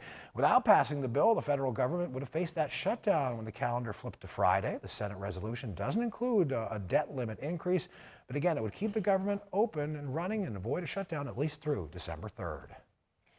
And the CDC is out with its strongest warning yet regarding pregnancy and COVID. The agency is telling pregnant women to get vaccinated. The guidance comes as more than 125,000 laboratory-confirmed COVID cases have been reported among pregnant women. More than 22,000 have been hospitalized, while at least 161 pregnant women have died from COVID. Experts say that contracting symptomatic COVID-19 while pregnant can carry a twofold risk of being admitted to intensive care and a 70% increased risk of death. According to the CDC, so far, only 31% of pregnant women have been vaccinated. Well, if you're craving a sweet treat from Sarah's down at the entrance to Presque Isle, time is running out because, yeah, it's September 30th, and that date's significant because it's always their final day of the season. We saw a steady stream of customers at Sarah's last night ordering up all of their favorite menu items. The drive-through area has kind of been their go-to throughout the pandemic. The inside had to be closed down at various points. They're, again, year number 42 down at Sarah's at the entrance to Presque Isle, all wrapping up at the close of business tonight. And it's certainly a wonderful day to hit up Sarah's one last time. Weather impact index at a 0. We've got the cool morning. Still kind of cool into the afternoon as we're just barely getting into the 60s, and we will have a downright chilly evening later on tonight. So we'll talk more about what to expect as we make our way into the weekend one final time after the break. Good morning, I'm Amanda Post. Coming up today at noon, we've got your top local and national headline stories. David has your updated weather as we start to look ahead toward that weekend.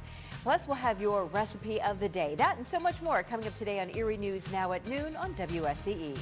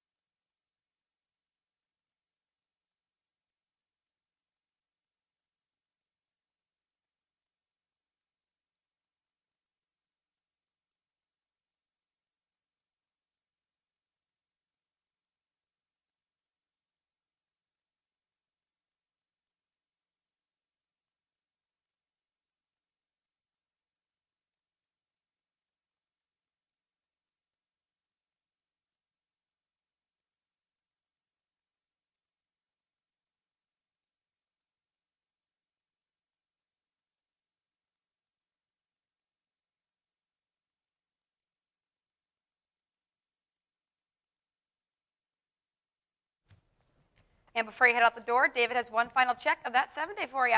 We are expecting some rather cool weather for today, but temperatures, they're going up a little bit, at least during the afternoons. Tomorrow morning, we are certainly going to be chilly, 48 degrees. That's here in Erie. You can probably knock off a good 10 to 14 degrees for some areas way back inland, and we're talking about the higher elevations here. By the weekend, we're up into the 70s. A few more showers coming as we get into the Saturday night. And then on Sunday, Monday as well, we'll have a system that's going to keep us fairly mild, but also allow for some of those showers and maybe a couple trying to linger Tuesday. Of course, tomorrow, the first day of October. And yeah, we're heading into the new month. All right, thank you, David. David and I will have news and weather updates throughout the Today Show as well as CBS This Morning. Those both on the way next. And, of course, we'll be here at 5 o'clock on October 1st, Friday morning for Erie News Now Sunrise. We'll see you then.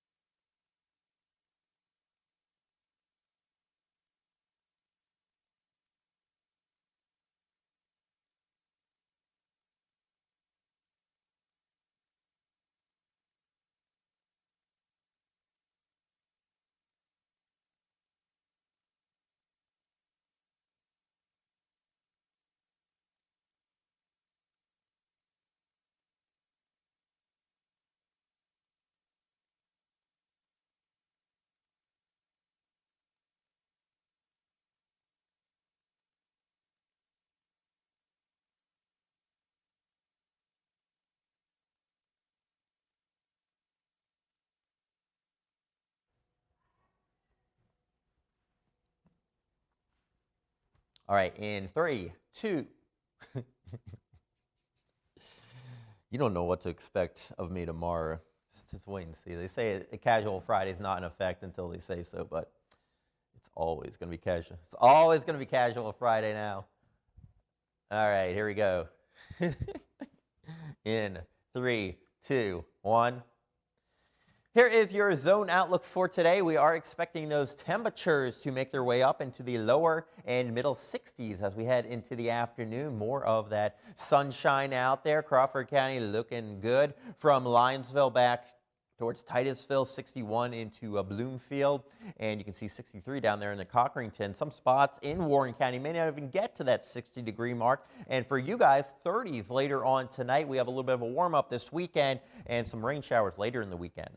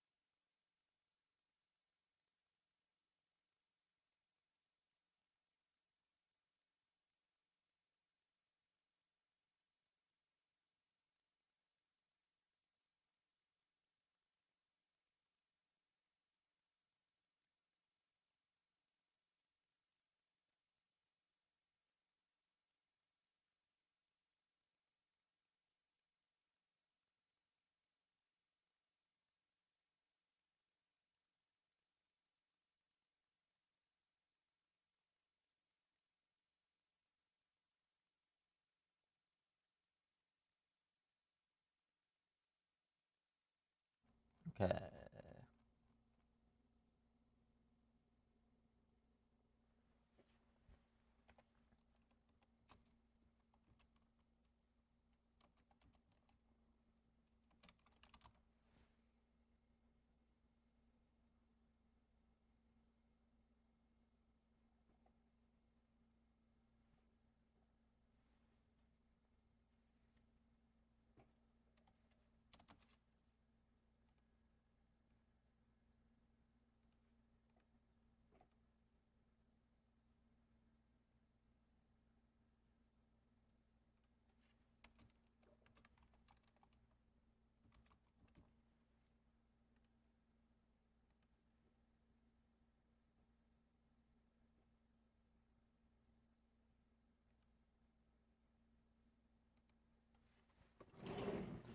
All right. In 3, 2, 1. Buenos dias to you, Puerto Rico. We are looking fairly quiet out there this morning as we get into the afternoon. You'll notice more of those heavier showers and storms, especially for interior parts of the island. We have been seeing a lot of rain for those parts over the last couple of days. So flooding and even landslides certainly a possibility as we take you into your Friday once again as we get into the afternoon, really eastern or west. Sorry. Same image.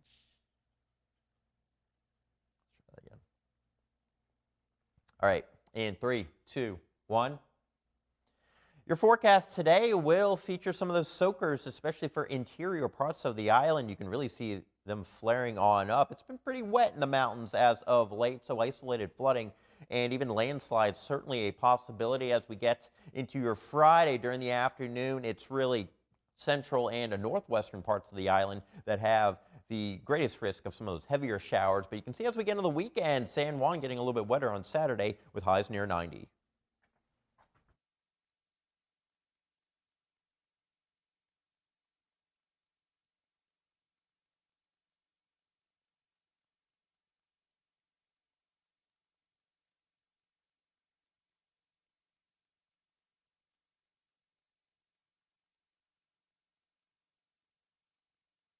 All right. In 3, 2, 1. Here's the latest look at the tropics. We have some good news here. Sam obviously still staying well away from us. We also have a Victor that is coming off the coast of Africa. The track will take that to the north, so that's no concern to the Caribbean. And that other tropical wave has a pretty limited chance of actually developing. It's dealing with some harsher atmospheric conditions that are not allowing for any sort of additional development. So that's something we like to hear. Now, as we do get on the weekend, we will have a tropical wave come over the island. It will increase those rain chances just a little bit more. But for today, we'll watch some of those heavier showers blossom into the afternoon. You can see some of that real heavy rain out there. And of course, it's been pretty saturated in some of those spots. And so the ground can only absorb so much. The rest of it turns into a runoff, and you may have those smaller creeks really beginning to swell on up. But as we get into the evening hours, showers kind of rain themselves out. We lose the instability of the day thanks to the setting of the sun. And then for your Friday, just a isolated morning shower out there. Once we get into the afternoon, it's really for western and northwestern parts of the island. That's where we have some of those heavier showers and thunderstorms anchored. We could also be dealing with some gusty winds as well. And then that tropical wave will keep those rain chances going as we head into the weekend. You can see our winds, they will be turning a little bit onshore as we go into the afternoon. And I'm sorry, Mitch, something's not right here.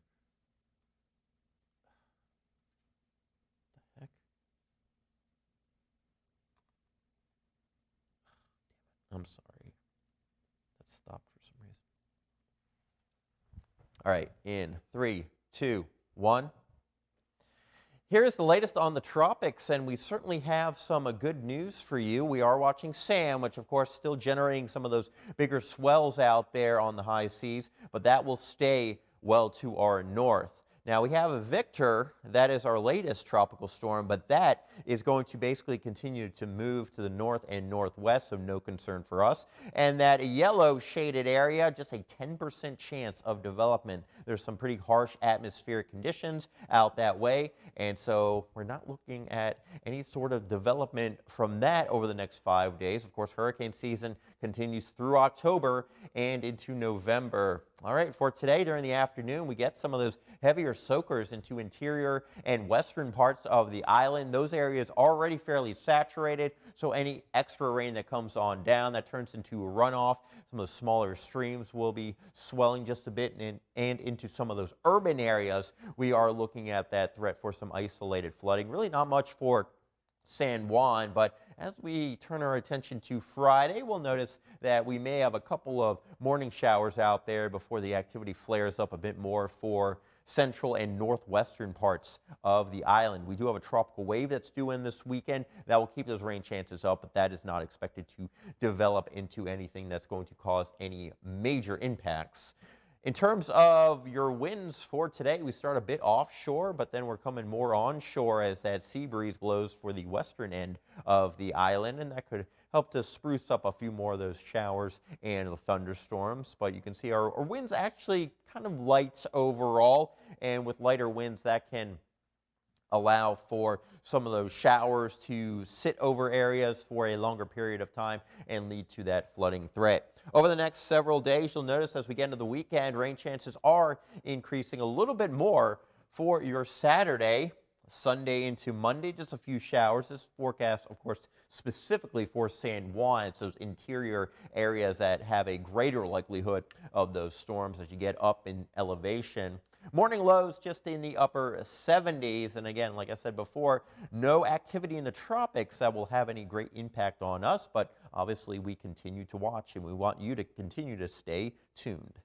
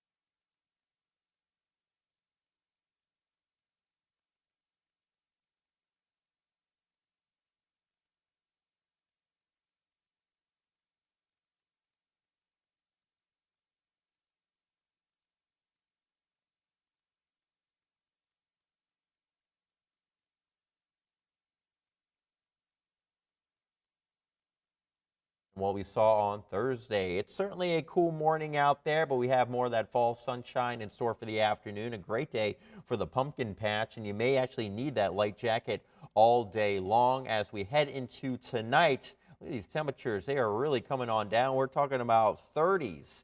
Middle and upper 30s towards Warren and McKean County before temperatures start to warm up a bit more. And you can see as we get into the weekend, temperatures back into the 70s. We'll look at some showers late on Saturday and then Sunday into Monday. Could be a little wet at times. Temperatures staying fairly seasonable as we start off the first full week of October.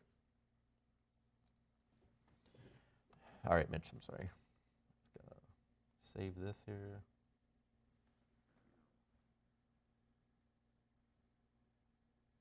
Come on. Save. All right.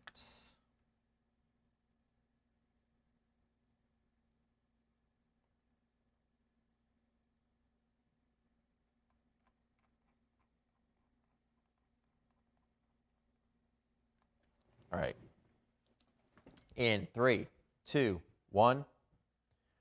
You are watching ABC in the U.S. Virgin Islands as we continue through your Thursday. Looks pretty dry overall. Friday could feature a couple of early morning showers, and then we'll watch a tropical wave come our way as we really get deep into Friday. And then on Saturday, we'll have a few more of those scattered showers and storms out there. You can see rain chances jumping up just a bit. Sunday, a few showers, but not as many. Expect those afternoon highs around 90 degrees.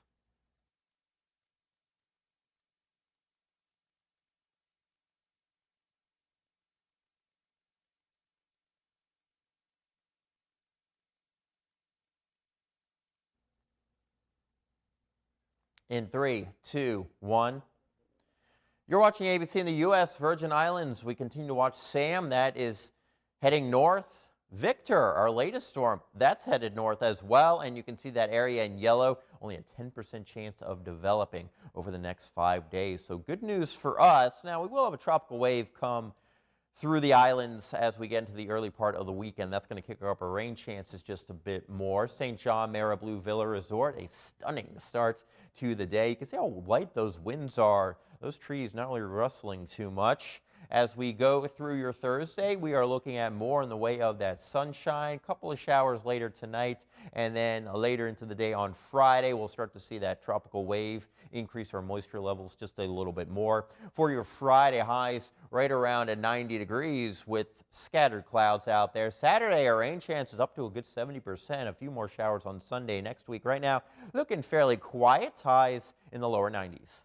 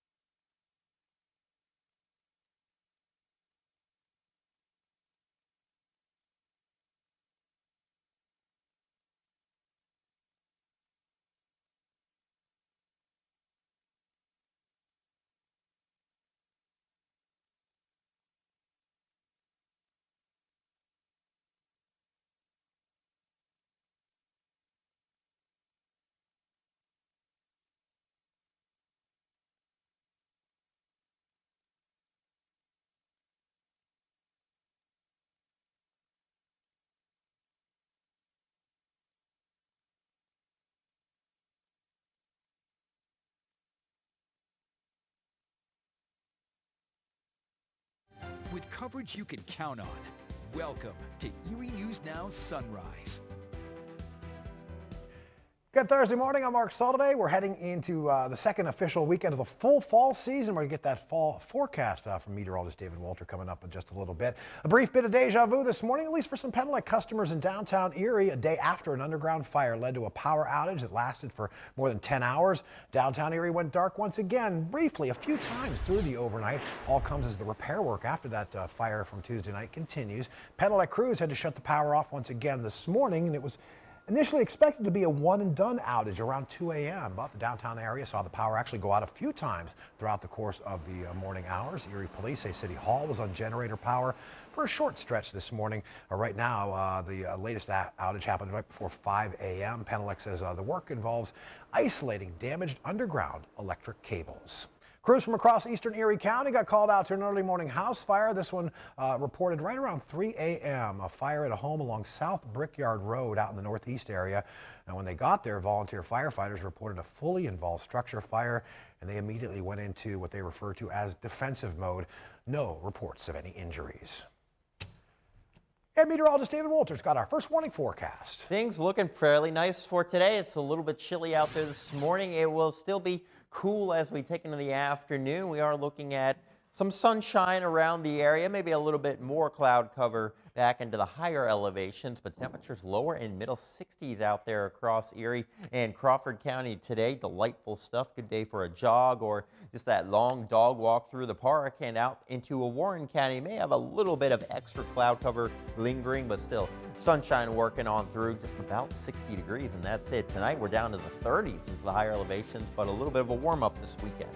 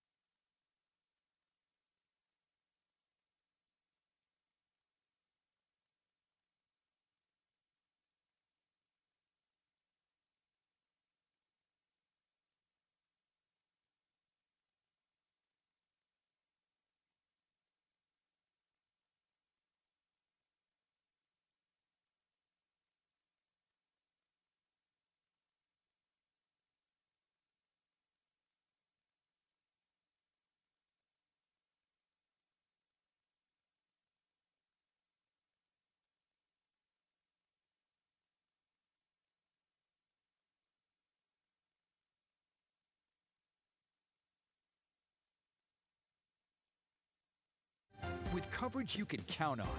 Welcome to Erie News Now Sunrise.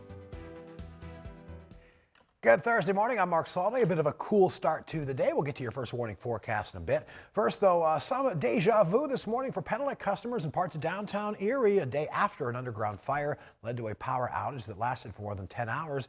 Downtown Erie, parts of it went dark once again, briefly, a few times through the overnight. It all comes as the repair work after that underground fire continues down near 10th and State. Penelec crews had to shut off the power to downtown once again this morning. It was expected to be a one and done outage right around 2 a.m., but the downtown area actually saw that power go out a few times throughout the course of the overnight hours. Erie police say City Hall was on generator power for a short stretch this morning. Penelec says the ongoing work involves isolating damaged underground electric cables. Well, the county executive down in the Pittsburgh area just announced a plan to require executive branch county workers to be vaccinated down in Allegheny County, but no such plan coming from Erie County Executive Kathy Dahlkemper at this point.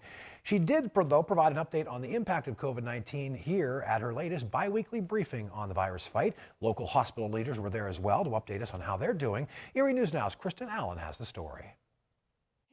Erie County Executive Kathy Dahlkemper pleading with the county Wednesday afternoon, sharing startling facts about where COVID-19 stands in Erie County today. Our case count for 2021 has already exceeded the 2020 case count. And with cases remaining in the substantial transmission rate daily, I worry about the continued loss of life that we may see here in Erie County. Hospitalizations remain up in the county, with UPMC Hammett reporting 35 COVID-19 hospitalizations, 13 of those needing critical care, while AHN St. Vincent has 24 patients in negative airflow rooms and 3 people on ventilators due to the virus. Positivity rates, those are climbing too. Our overall positivity rate of those tested is at 14%. And the 21 to 40 age group has the highest rate of positivity at this point at 20%. But what about breakthrough cases? Those are people testing positive for COVID-19 after being fully vaccinated. Erie County Department of Health says data for reporting those specific cases is tricky, as there are many who don't report their vaccination status when they're initially tested for the virus. But they're seeing a rate of 358 per 100,000 vaccinated people. We've talked about having about 55% of the cases being unknown. So that's the breakthrough rate that we're able to calculate with the data that we have available. Still, the Erie County Department of Health says COVID-19 in fully vaccinated people is much less severe. If you are not vaccinated, your risk of being hospitalized with COVID-19 is 29 times higher than someone who is vaccinated. Kristen Allen, Erie News Now.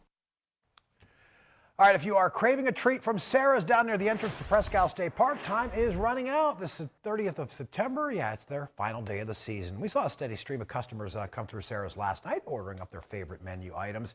Year number 42 of doing business saw Sarah's have to go to drive-through only for parts of the day as they dealt with another summer of worker shortages and COVID mitigation measures. Sarah's is scheduled to be open from 11 this morning until 8 o'clock tonight.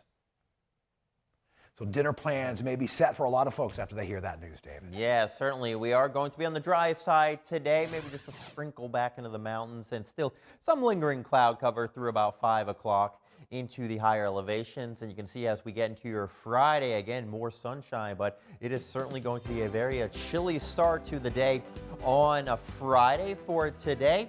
We'll have just those scattered clouds and more rain showers coming up a little later in the weekend.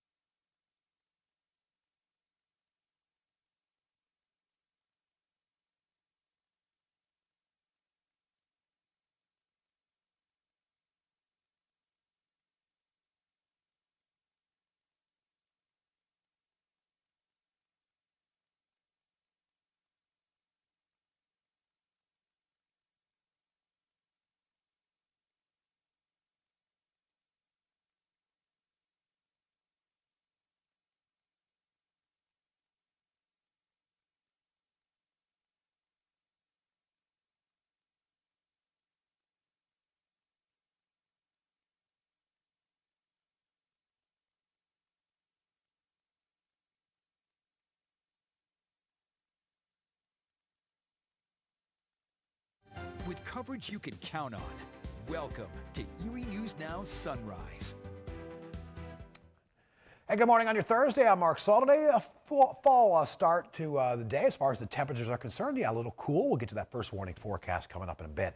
First, though, some moments of deja vu, perhaps, for Pedelec customers in parts of downtown Erie this morning. Came a day after that underground fire led to a power outage that impacted hundreds of customers for more than 10 hours. Well, downtown Erie, parts of it went dark once again a few times through the overnight hours this morning. All comes as the repair work after that underground fire from Tuesday night continues. Pedelec crews had to shut off electricity to the city center once again this morning.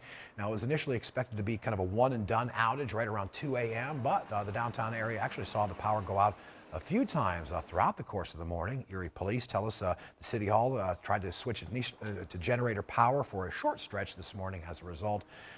According to Pedelec, this ongoing work involves isolating some of those fire-damaged underground electric cables. And speaking of fire, crews from across eastern Erie County got called out to an early morning house fire. This one erupting right around 3 a.m. in a home along South Brickyard Road out in the northeast area.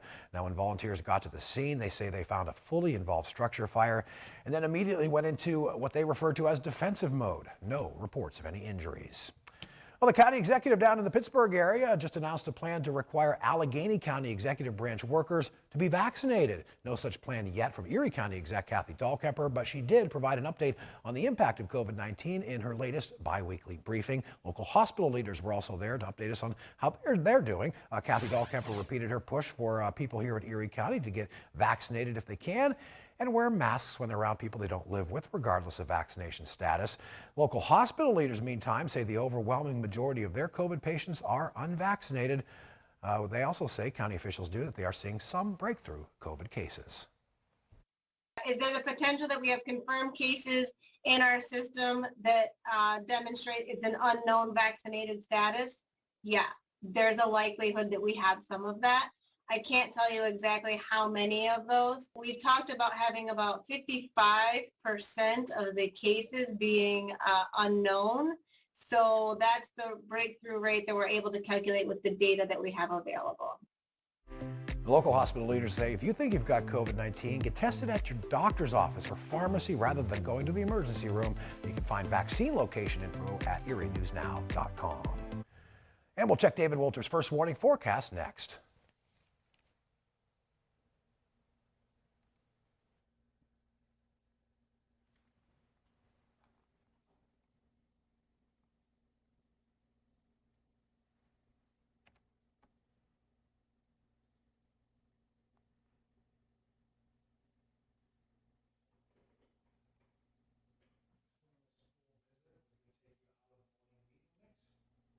No, I mean, I can still stay for.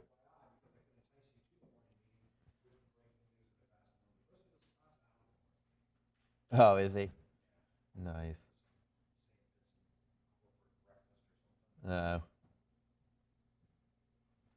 Great, fantastic.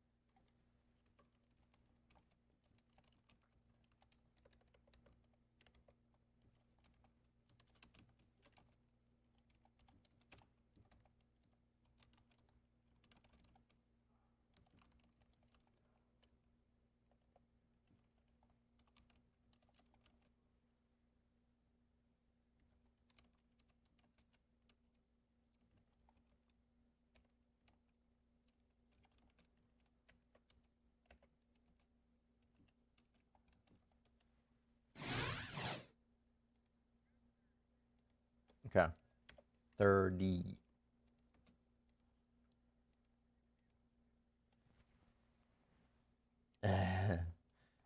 Good. All right.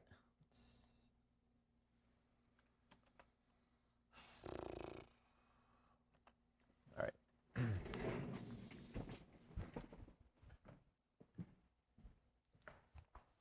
Here we go in 3, 2, 1. Compared to yesterday, afternoon temperatures will be a little bit cooler today. Really perfect fall weather. Some scattered clouds out there. Certainly a bit chilly as we get into the night, and we're looking at some showers over the weekend. How chilly will those temperatures be? Well, we are looking to slip down into the 30s for areas further away from the lakeshore, back into the higher elevations. But once we step into the weekend, you can see rain chances going up a little bit more between Saturday and Sunday, but highs are back into the 70s.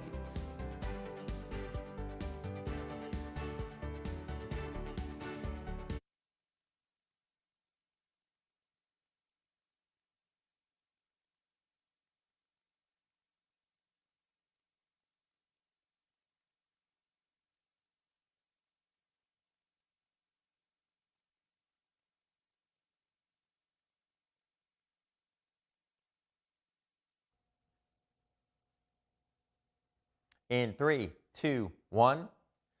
Temperatures will be turning extra chilly tonight. John Stan will tell you if any frost is in the possible forecast starting at 5.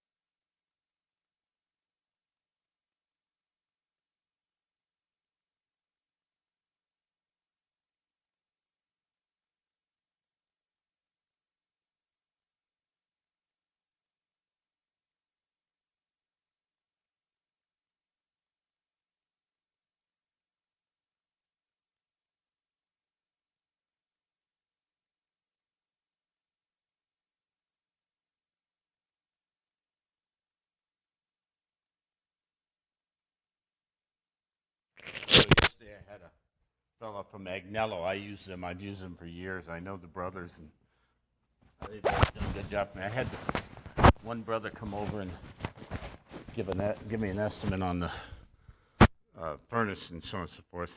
Yeah. And we decided we're going to put the new furnace in. Well, yesterday afternoon, the motor on his furnace broke. Really? Yeah. Wow. Well, talk about ironic, right? Yeah, the day that you plan on getting a new furnace put in, the thing breaks down. One actually breaks. Wow. Huh. Well, I knew it was on its last legs, but boy, talk about timing. Yeah. So they're supposed to put it in like next Tuesday or Wednesday. So I said, well, put the extra blankets on the bed for the next couple of days.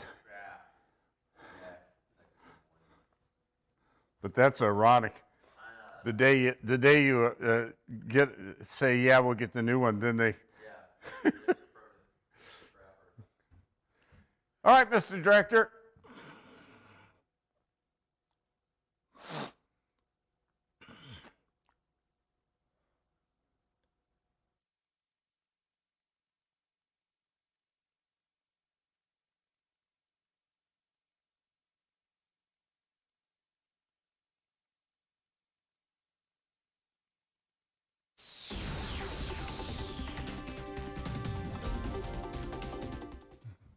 Welcome back, everybody. Thursday, Joey Stevens, Bob the Parrot. You're watching OCTV, and again, we're watching Hurricane Sam, which is really intensified up to 145 miles per hour winds right now, Category 4, continuing to move up to the north, and that will continue to be the big story here as we plunge on through the day. Take a real quick look of what's happening. It's moving to the northwest. Still expect it to stay to the east of Bermuda and then head out into the ocean, but again, it has intensified overnight, so yeah, worth watching. Let's take a look at what's happening around the area today. Kingston, chance of a shower or thunderstorm. Nice weather for Havana and the Cayman Islands. Few showers and thunderstorms in the Turks and Caicos and the Port-au-Prince. Going to be a hot day there with 90. Partly cloudy in San Juan. A few showers and thunderstorms in Santo Domingo, and sunny in Nassau over in the Bahamas. There's the island of Puerto Rico showing a few showers and thunderstorms, but also showing some sunshine around the area. The Virgin Islands are showing quite a nice day today with some sunshine, a few isolated showers, and nice weather over in the British Virgin Islands. St. Martin, St. Martin, Antigua and Barbuda, right down the line, Guadalupe, Dominica, St. Kitts and Nevis. Beautiful sunshine for today with temperatures in the 80s if you're watching us down there. Martinique looking for a few light showers, otherwise some good weather in St. Lucia, Barbados, and St. Vincent and the Grenadines. Grenada looking for a few light showers today. Maybe a shower or thunderstorm will develop around Trinidad and Tobago and Georgetown, Guyana. Partly cloudy, 94 degrees in Paramaribo. And the ABC Islands, a mix of clouds and sunshine with temperatures in the 80s. Kind of a normal forecast for you. All right, it's a Thursday. We're closing in on the end of the week and into a weekend. And you're watching OCTV. We got more forecasts coming up, so stay with us, everybody.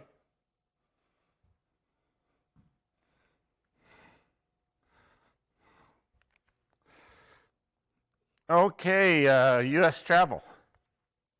2 minutes.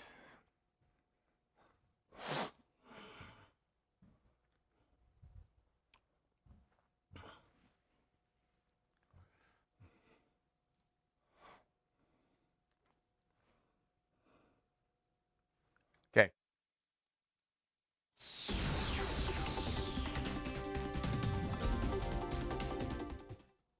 Welcome back, Joey Stevens, Bob the Parrot. You're watching OCTV, and welcome aboard. Glad you're with us. Well, we're getting to the end of the week here, and thoughts of maybe doing a little traveling. Let's take a look up in the U.S. and see what's happening with their weather. We got some rain up in the northeast, and looks like quite a bit of rain coming across the central plains here, down into Texas, back into the southeastern part of the country. Some pretty active weather across Texas with some thunderstorms developing down there. It looks like the southern tip of Florida also may be getting a little bit of rain. 74 in Minneapolis, 87 in New Orleans, 72 out in Denver, Colorado, Boston at 65, and a couple of more for you. Vegas has cooled down a little bit, 84 degrees. Remember about a week ago it was in the hundreds. 91 in Phoenix, 73 out in San Francisco. All right, here's some of the major hubs you could travel in or out of this week, including Chicago. Looking for a sunny day Friday and showers and thunderstorms for the upcoming weekend. Boston up in the Northeast, looking for a sunny day Friday, but just mostly cloudy skies for the upcoming weekend. New York City, the Big Apple, looking for some good weather the next couple of days with a mostly cloudy day, but still dry on Sunday. Philadelphia, pretty much the same, sunshine for the next couple of days with temperatures in the 70s. Washington, D.C., the nation's capital, things are always hot over there, but they're only going to be in the 70s for the next couple of days. Sunshine, and then got mostly cloudy skies on Sunday. And finally down to Miami in South Florida. Shower and thunderstorm around Friday, tapering to some showers Saturday. Better weather ahead for Sunday and into Monday. As always, if you're going to be traveling the next couple of days, we hope you have a good trip. Hope you have a safe trip. And when you get back, we'll be waiting for you right here at OCTV.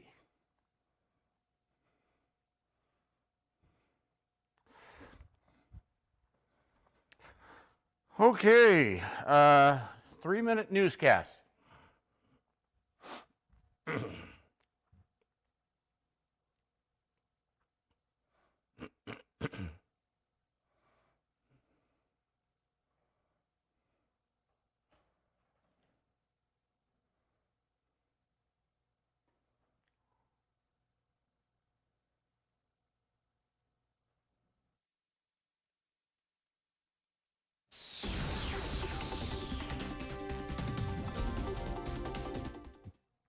Welcome back, Joey Stevens and Bob DePera. We'll get you back to Bristol with news in just a moment, but let's take a look at the weather real quick and find out what's happening. Of course, our eyes continue to be on Hurricane Sam. It has intensified overnight. It's got winds of 145 miles per hour. It is moving to the north and will swing a little bit over to the northeast as it heads through the next couple of days, but still a very powerful storm. Looks like it's going to stay to the east of Bermuda. By the way, Bermuda has issued a tropical storm watch. That is the only watch on the board. And take it one more step, I want to show you what's happening out here. We, of course, are watching Sam, but now we got Victor, Tropical Storm Victor, which is out here in the Atlantic, and we're going to continue to watch that over the next couple of days and see what happens with Victor. So we got 2 storms right now that we got our eyes on. There, of course, is Sam that will continue to push up away from the islands. But on the backside, look at this. Quite a bit of rain coming in here as we head towards the weekend. All right, here's our forecast. Let's break it down for you. Kingston, chance of a shower or thunderstorm, 89. Havana, sunny. We're looking for some showers and thunderstorms in the Cayman Islands coming up for Friday. Partly cloudy in the Turks and Caicos, maybe a shower or thunderstorm, 90 degrees for the Port-au-Prince of Haiti. Then we head down to San Juan, Santo Domingo, and Nassau, all looking for pretty nice weather, just a few clouds around.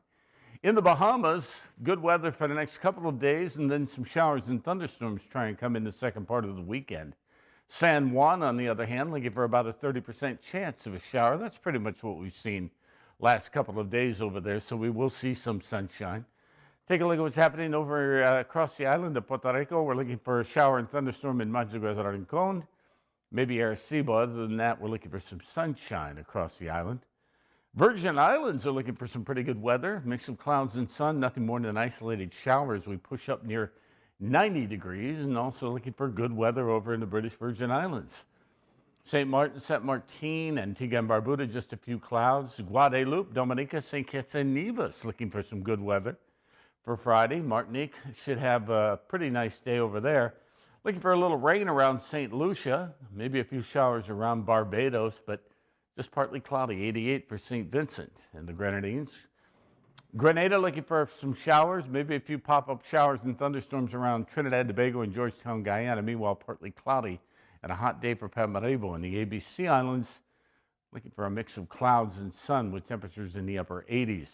Quick look at Central America, looking for some pretty good chance of showers and thunderstorms breaking up all the way from southern Mexico down to Panama City, looking for some thunderstorms. All right, we're back with more in just a bit.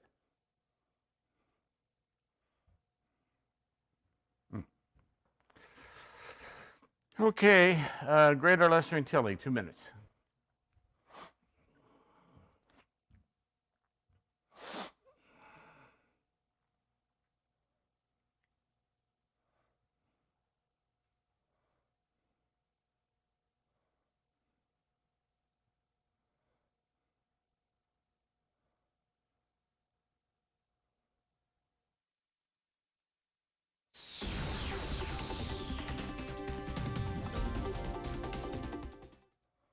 Welcome back, everybody. Joey Stevens, Bob the Parrot, and of course, you're watching OCTV, and thanks for being with us. We're going to take a look at the Greater and Lesser Antilles. We've got an eye out here on, well, that's Hurricane Sam, winds of 145 miles per hour, and Sam is throwing some rain back behind it, as you can see here, and as we head through and into Friday, picking up a little bit of rain as we head through the Dominican Republic, Haiti, over towards Jamaica. Here's our forecast, Kingston's forecast for today. A chance of a shower or thunderstorm around. Sunshine, though, for Havana and the Cayman Islands. Chance of a shower or thunderstorm in the Turks and Caicos and the Port-au-Prince. Partly cloudy, 89, San Juan. Maybe a shower or thunderstorm around Santo Domingo. Nassau, looking for sunshine with 87 degrees. Meanwhile, over in the Lesser Antilles, we're watching a band of rain that's trying to work its way towards Martinique and looks like Guadeloupe, even down to the south here. We'll continue to watch that. Looks like some pretty active weather on the way. Take a look at what's happening here. St. Martin, St. Martin. We're looking for sunshine for today, however. Antigua and Barbuda, Guadeloupe, Dominica, St. Kitts and Nevis, all looking for that sunshine. And Martinique looking for a few light showers around in the forecast today. Sunshine, 87 at St. Lucia. Sunny, 88 in Barbados. St. Vincent and the Grenadines looking for sunshine, 87 degrees. And I want to show you, we, of course, are watching Hurricane Sam right now. Sam continues to push up to the north and should swing to the east of the Bermuda area. They have a tropical storm watch up there. But we also now have Victor out here in the Atlantic, which is a tropical storm. We're going to continue to watch that over the next couple of days and see if it develops. And you'll see it all right here on OCTV.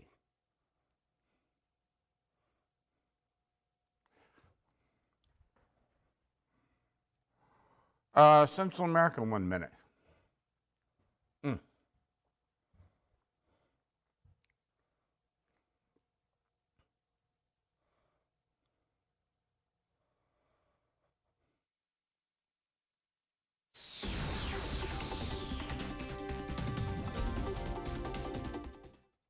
Hi, everybody. Joey Stevens and Bob the Parrot. You're watching OCTV, and I thought we'd take a real quick look over in Central America and see what's happening over there. Got quite a bit of rain down across Costa Rica and Panama, and just kind of scattered showers as we work our way up to the north and into the southern portions of Mexico, over into the Yucatan Peninsula.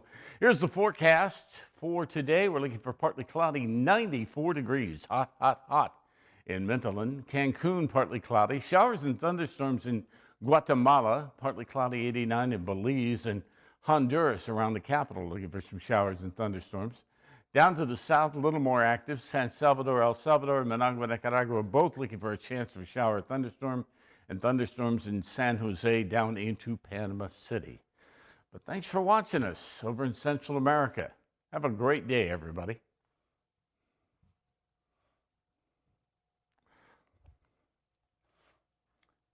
Southern Caribbean, 1 minute. Okay.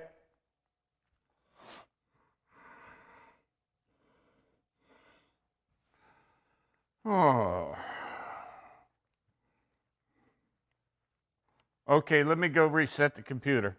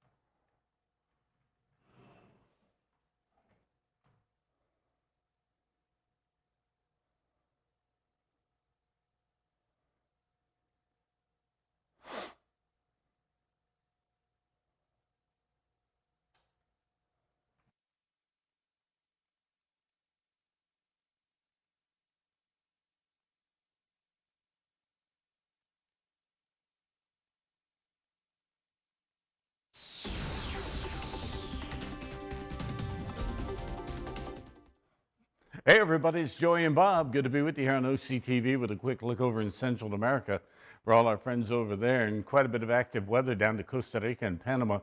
Showers and thunderstorms and just scattered showers as we head up towards Mexico and into the Yucatan Peninsula. Let's take a look at some of those forecasts for you. Mintalin, hot, hot, hot. 94 and partly cloudy 89 in Cancun. Guatemala, showers and thunderstorms. Partly cloudy in Belize City around the capital. And Honduras, 85 degrees down towards the capital there with a few showers and thunderstorms. A few showers and thunderstorms in places like San Salvador, El Salvador, and Managua, Nicaragua. And they got some heat there. Thunderstorms from San Jose down into Panama City. Thanks for watching us down in Central America. Now stay tuned. We got more Caribbean forecasts coming right up.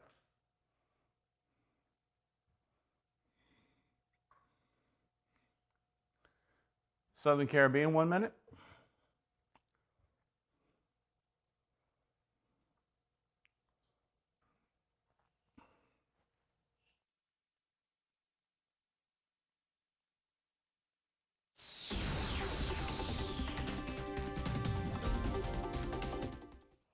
Hey everybody, you're watching OCTV, One Caribbean Television. Joey Stevens along with Bob the Parrot. We're headed down to the Southern Caribbean. Take a look at Trinidad and Tobago, work our way up towards Barbados, and of course we'll keep an eye on Venezuela, Guyana, and Suriname down here in South America. A lot of rain around, huh? Let's take a look at the forecast. Grenada looking for a few showers, 87 today. Maybe a shower and thunderstorm in places like Trinidad and Tobago and Georgetown, Guyana, temperature 87, 94 degrees. Paramaribo looking for a partly cloudy sky, some of the better weather. Meanwhile, over in the ABC Islands, a mix of clouds and sunshine with temperatures in the 80s for Aruba, Curacao, and Bonaire. And back over to Trinidad, we take a look at what's happening with the capital. A few showers and thunderstorms will be lingering through the area for the next couple of days. But thanks for watching us in the Southern Caribbean.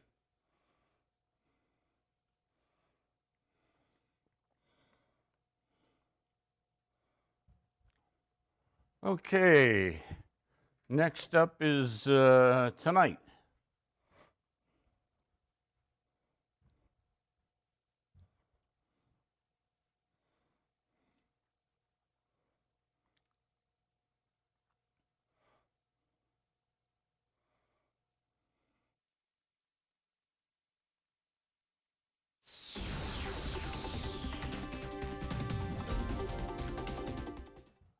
Welcome back, Joey Stevens, Bob the Parrot. You're watching OCTV. Hope you had a wonderful day today.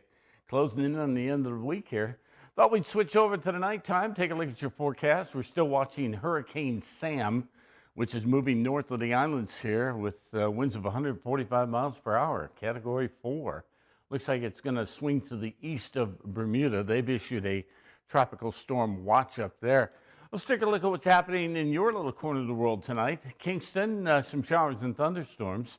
Should be a dry night in Havana. Cayman Islands looking for some showers and thunderstorms. Meanwhile, some dry weather for the Turks and Caicos. Look for some showers and thunderstorms possibly around the Port-au-Prince of Haiti. Looking for a dry night for San Juan, Santo Domingo, and Nassau. Meanwhile, down to St. Martin and St. Martin. Looking for a dry night. Antigua and Barbuda should be dry. You can leave the umbrellas at home in Guadeloupe, Dominica, and St. Kitts and Nevis, just looking for a few clouds down that way. Martinique also looking for a few clouds. A little different story, though, as we head into St. Lucia, Barbados, and St. Vincent and the Grenadines. We're looking for some rain showers with temperatures near 80 degrees for an overnight low.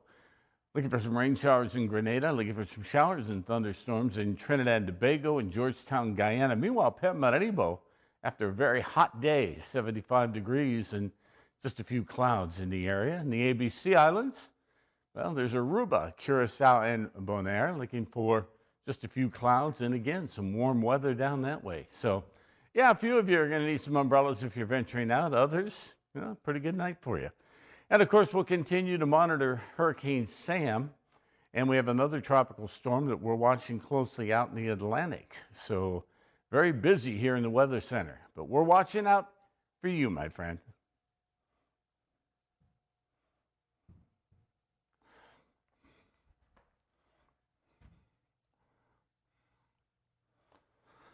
Jamaica, 1 minute.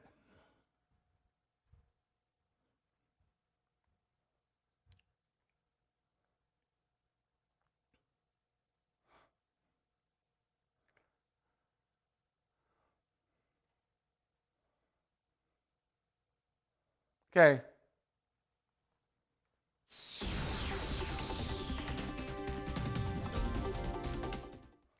Welcome back. Good to be with you, everybody. I'm Joey Stevens, the Caribbean weatherman, along with Bob the Parrot. You're watching OCTV, and we're heading down to Jamaica, one of my favorite places, and take a look at what's happening. We're picking up a few showers, and we take a look at the future rain totals, actually picking up some blue from Ocho Rios through Spanish Town down into the capital, and some blue, some purple, and even a little crimson. That tells me we're going to see some heavier rain probably in those areas. There's the capital showing some showers and thunderstorms Friday, Saturday, and Sunday with temperatures in the upper 80s. So be careful and take your umbrellas if you're watching us down in beautiful Jamaica. Hey, real quick, don't forget, download your free OCTV app today if you haven't done so already for your cell phone. That way you can get a forecast 24/7. All right, we're back with more in a bit, so stay with us.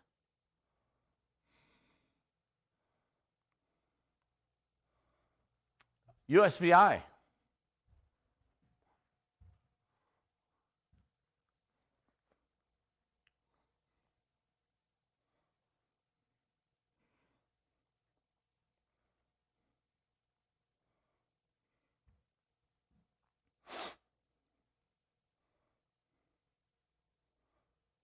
Three, two, one. Hey, everybody, you're watching ABC and the USVI. Joey Stevens and Bob the Parrot going to take just a quick moment here to talk about your weather for St. Thomas, St. John, and St. Croix. This is for Friday, the end of the week.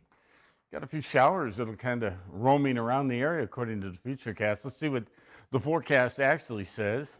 Nice day on Friday. Looking for some showers and thunderstorms, though, for the first part of the weekend. Maybe a few showers still lingering around on Sunday. And have a great day, everybody.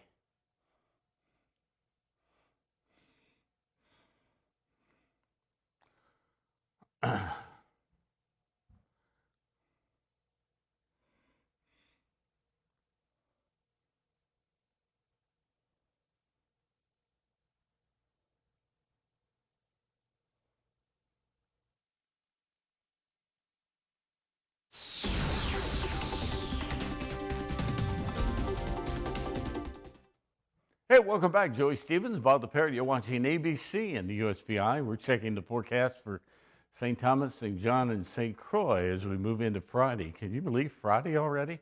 Wow.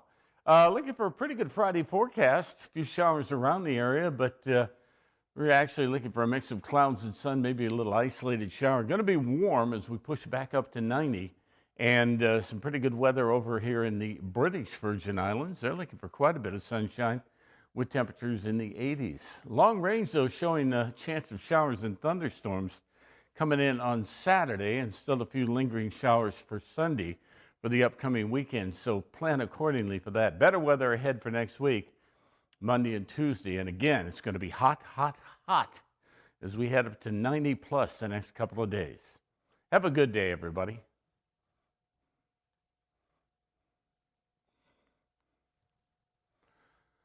Puerto Rico, 2 minutes.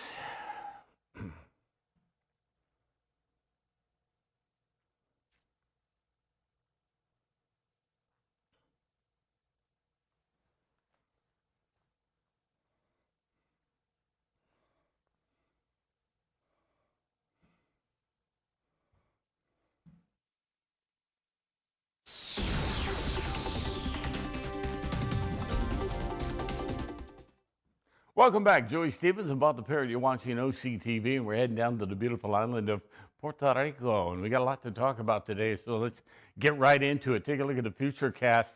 Yeah, we got a few showers bubbling up. We got even a little more enhanced area here. You can see with the yellows and the oranges. That always tells us that maybe a little shower, maybe a little pop-up thunderstorm. We are watching Hurricane Sam. It has intensified overnight, still a Category 4.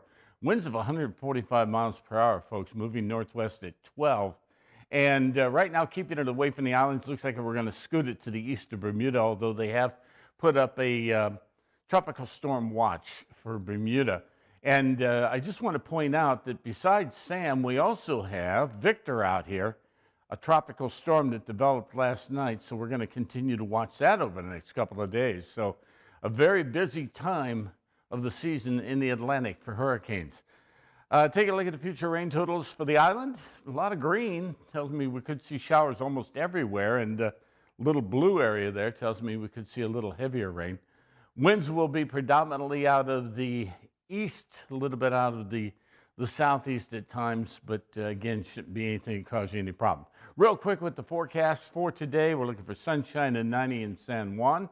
Maybe a shower or thunderstorm in places like Maitagua, Rincon, and Arecibo. Meanwhile, some sunshine in Ponce and down into Guayama. And back over to the capital, a few light showers, about a 30% chance for the next couple of days, with a pretty good day coming up for you on Sunday, and temperatures up near 90 degrees. So we're watching out for you, Puerto Rico. Yeah, maybe a few showers for the weekend coming up. Keep it set right here on OCTV for the latest forecast.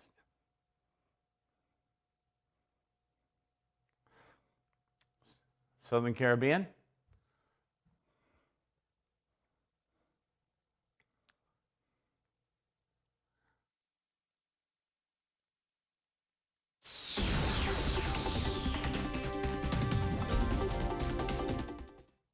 Welcome back, Joey Stevens, Bob DePera. You're watching OCTV. We're glad you're with us.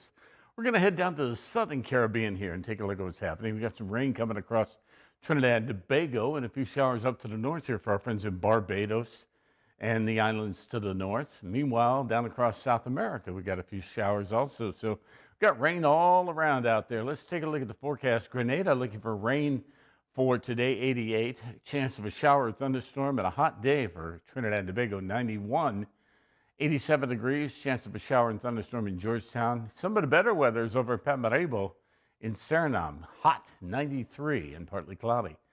All right, take a look at Trinidad and up towards Tobago with the future cast, working their way through Friday into Saturday. And again, you can see the rain kind of pushing on in here.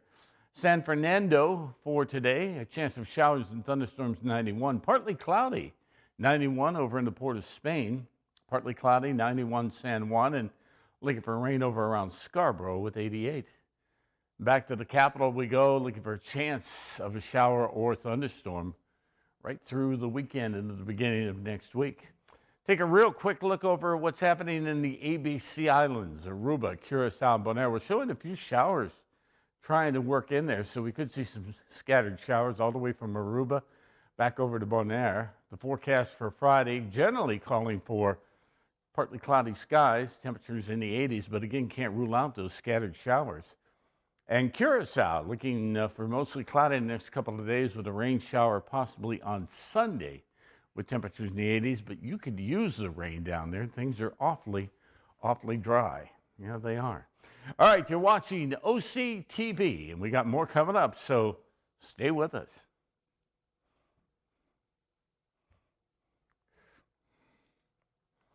Canada.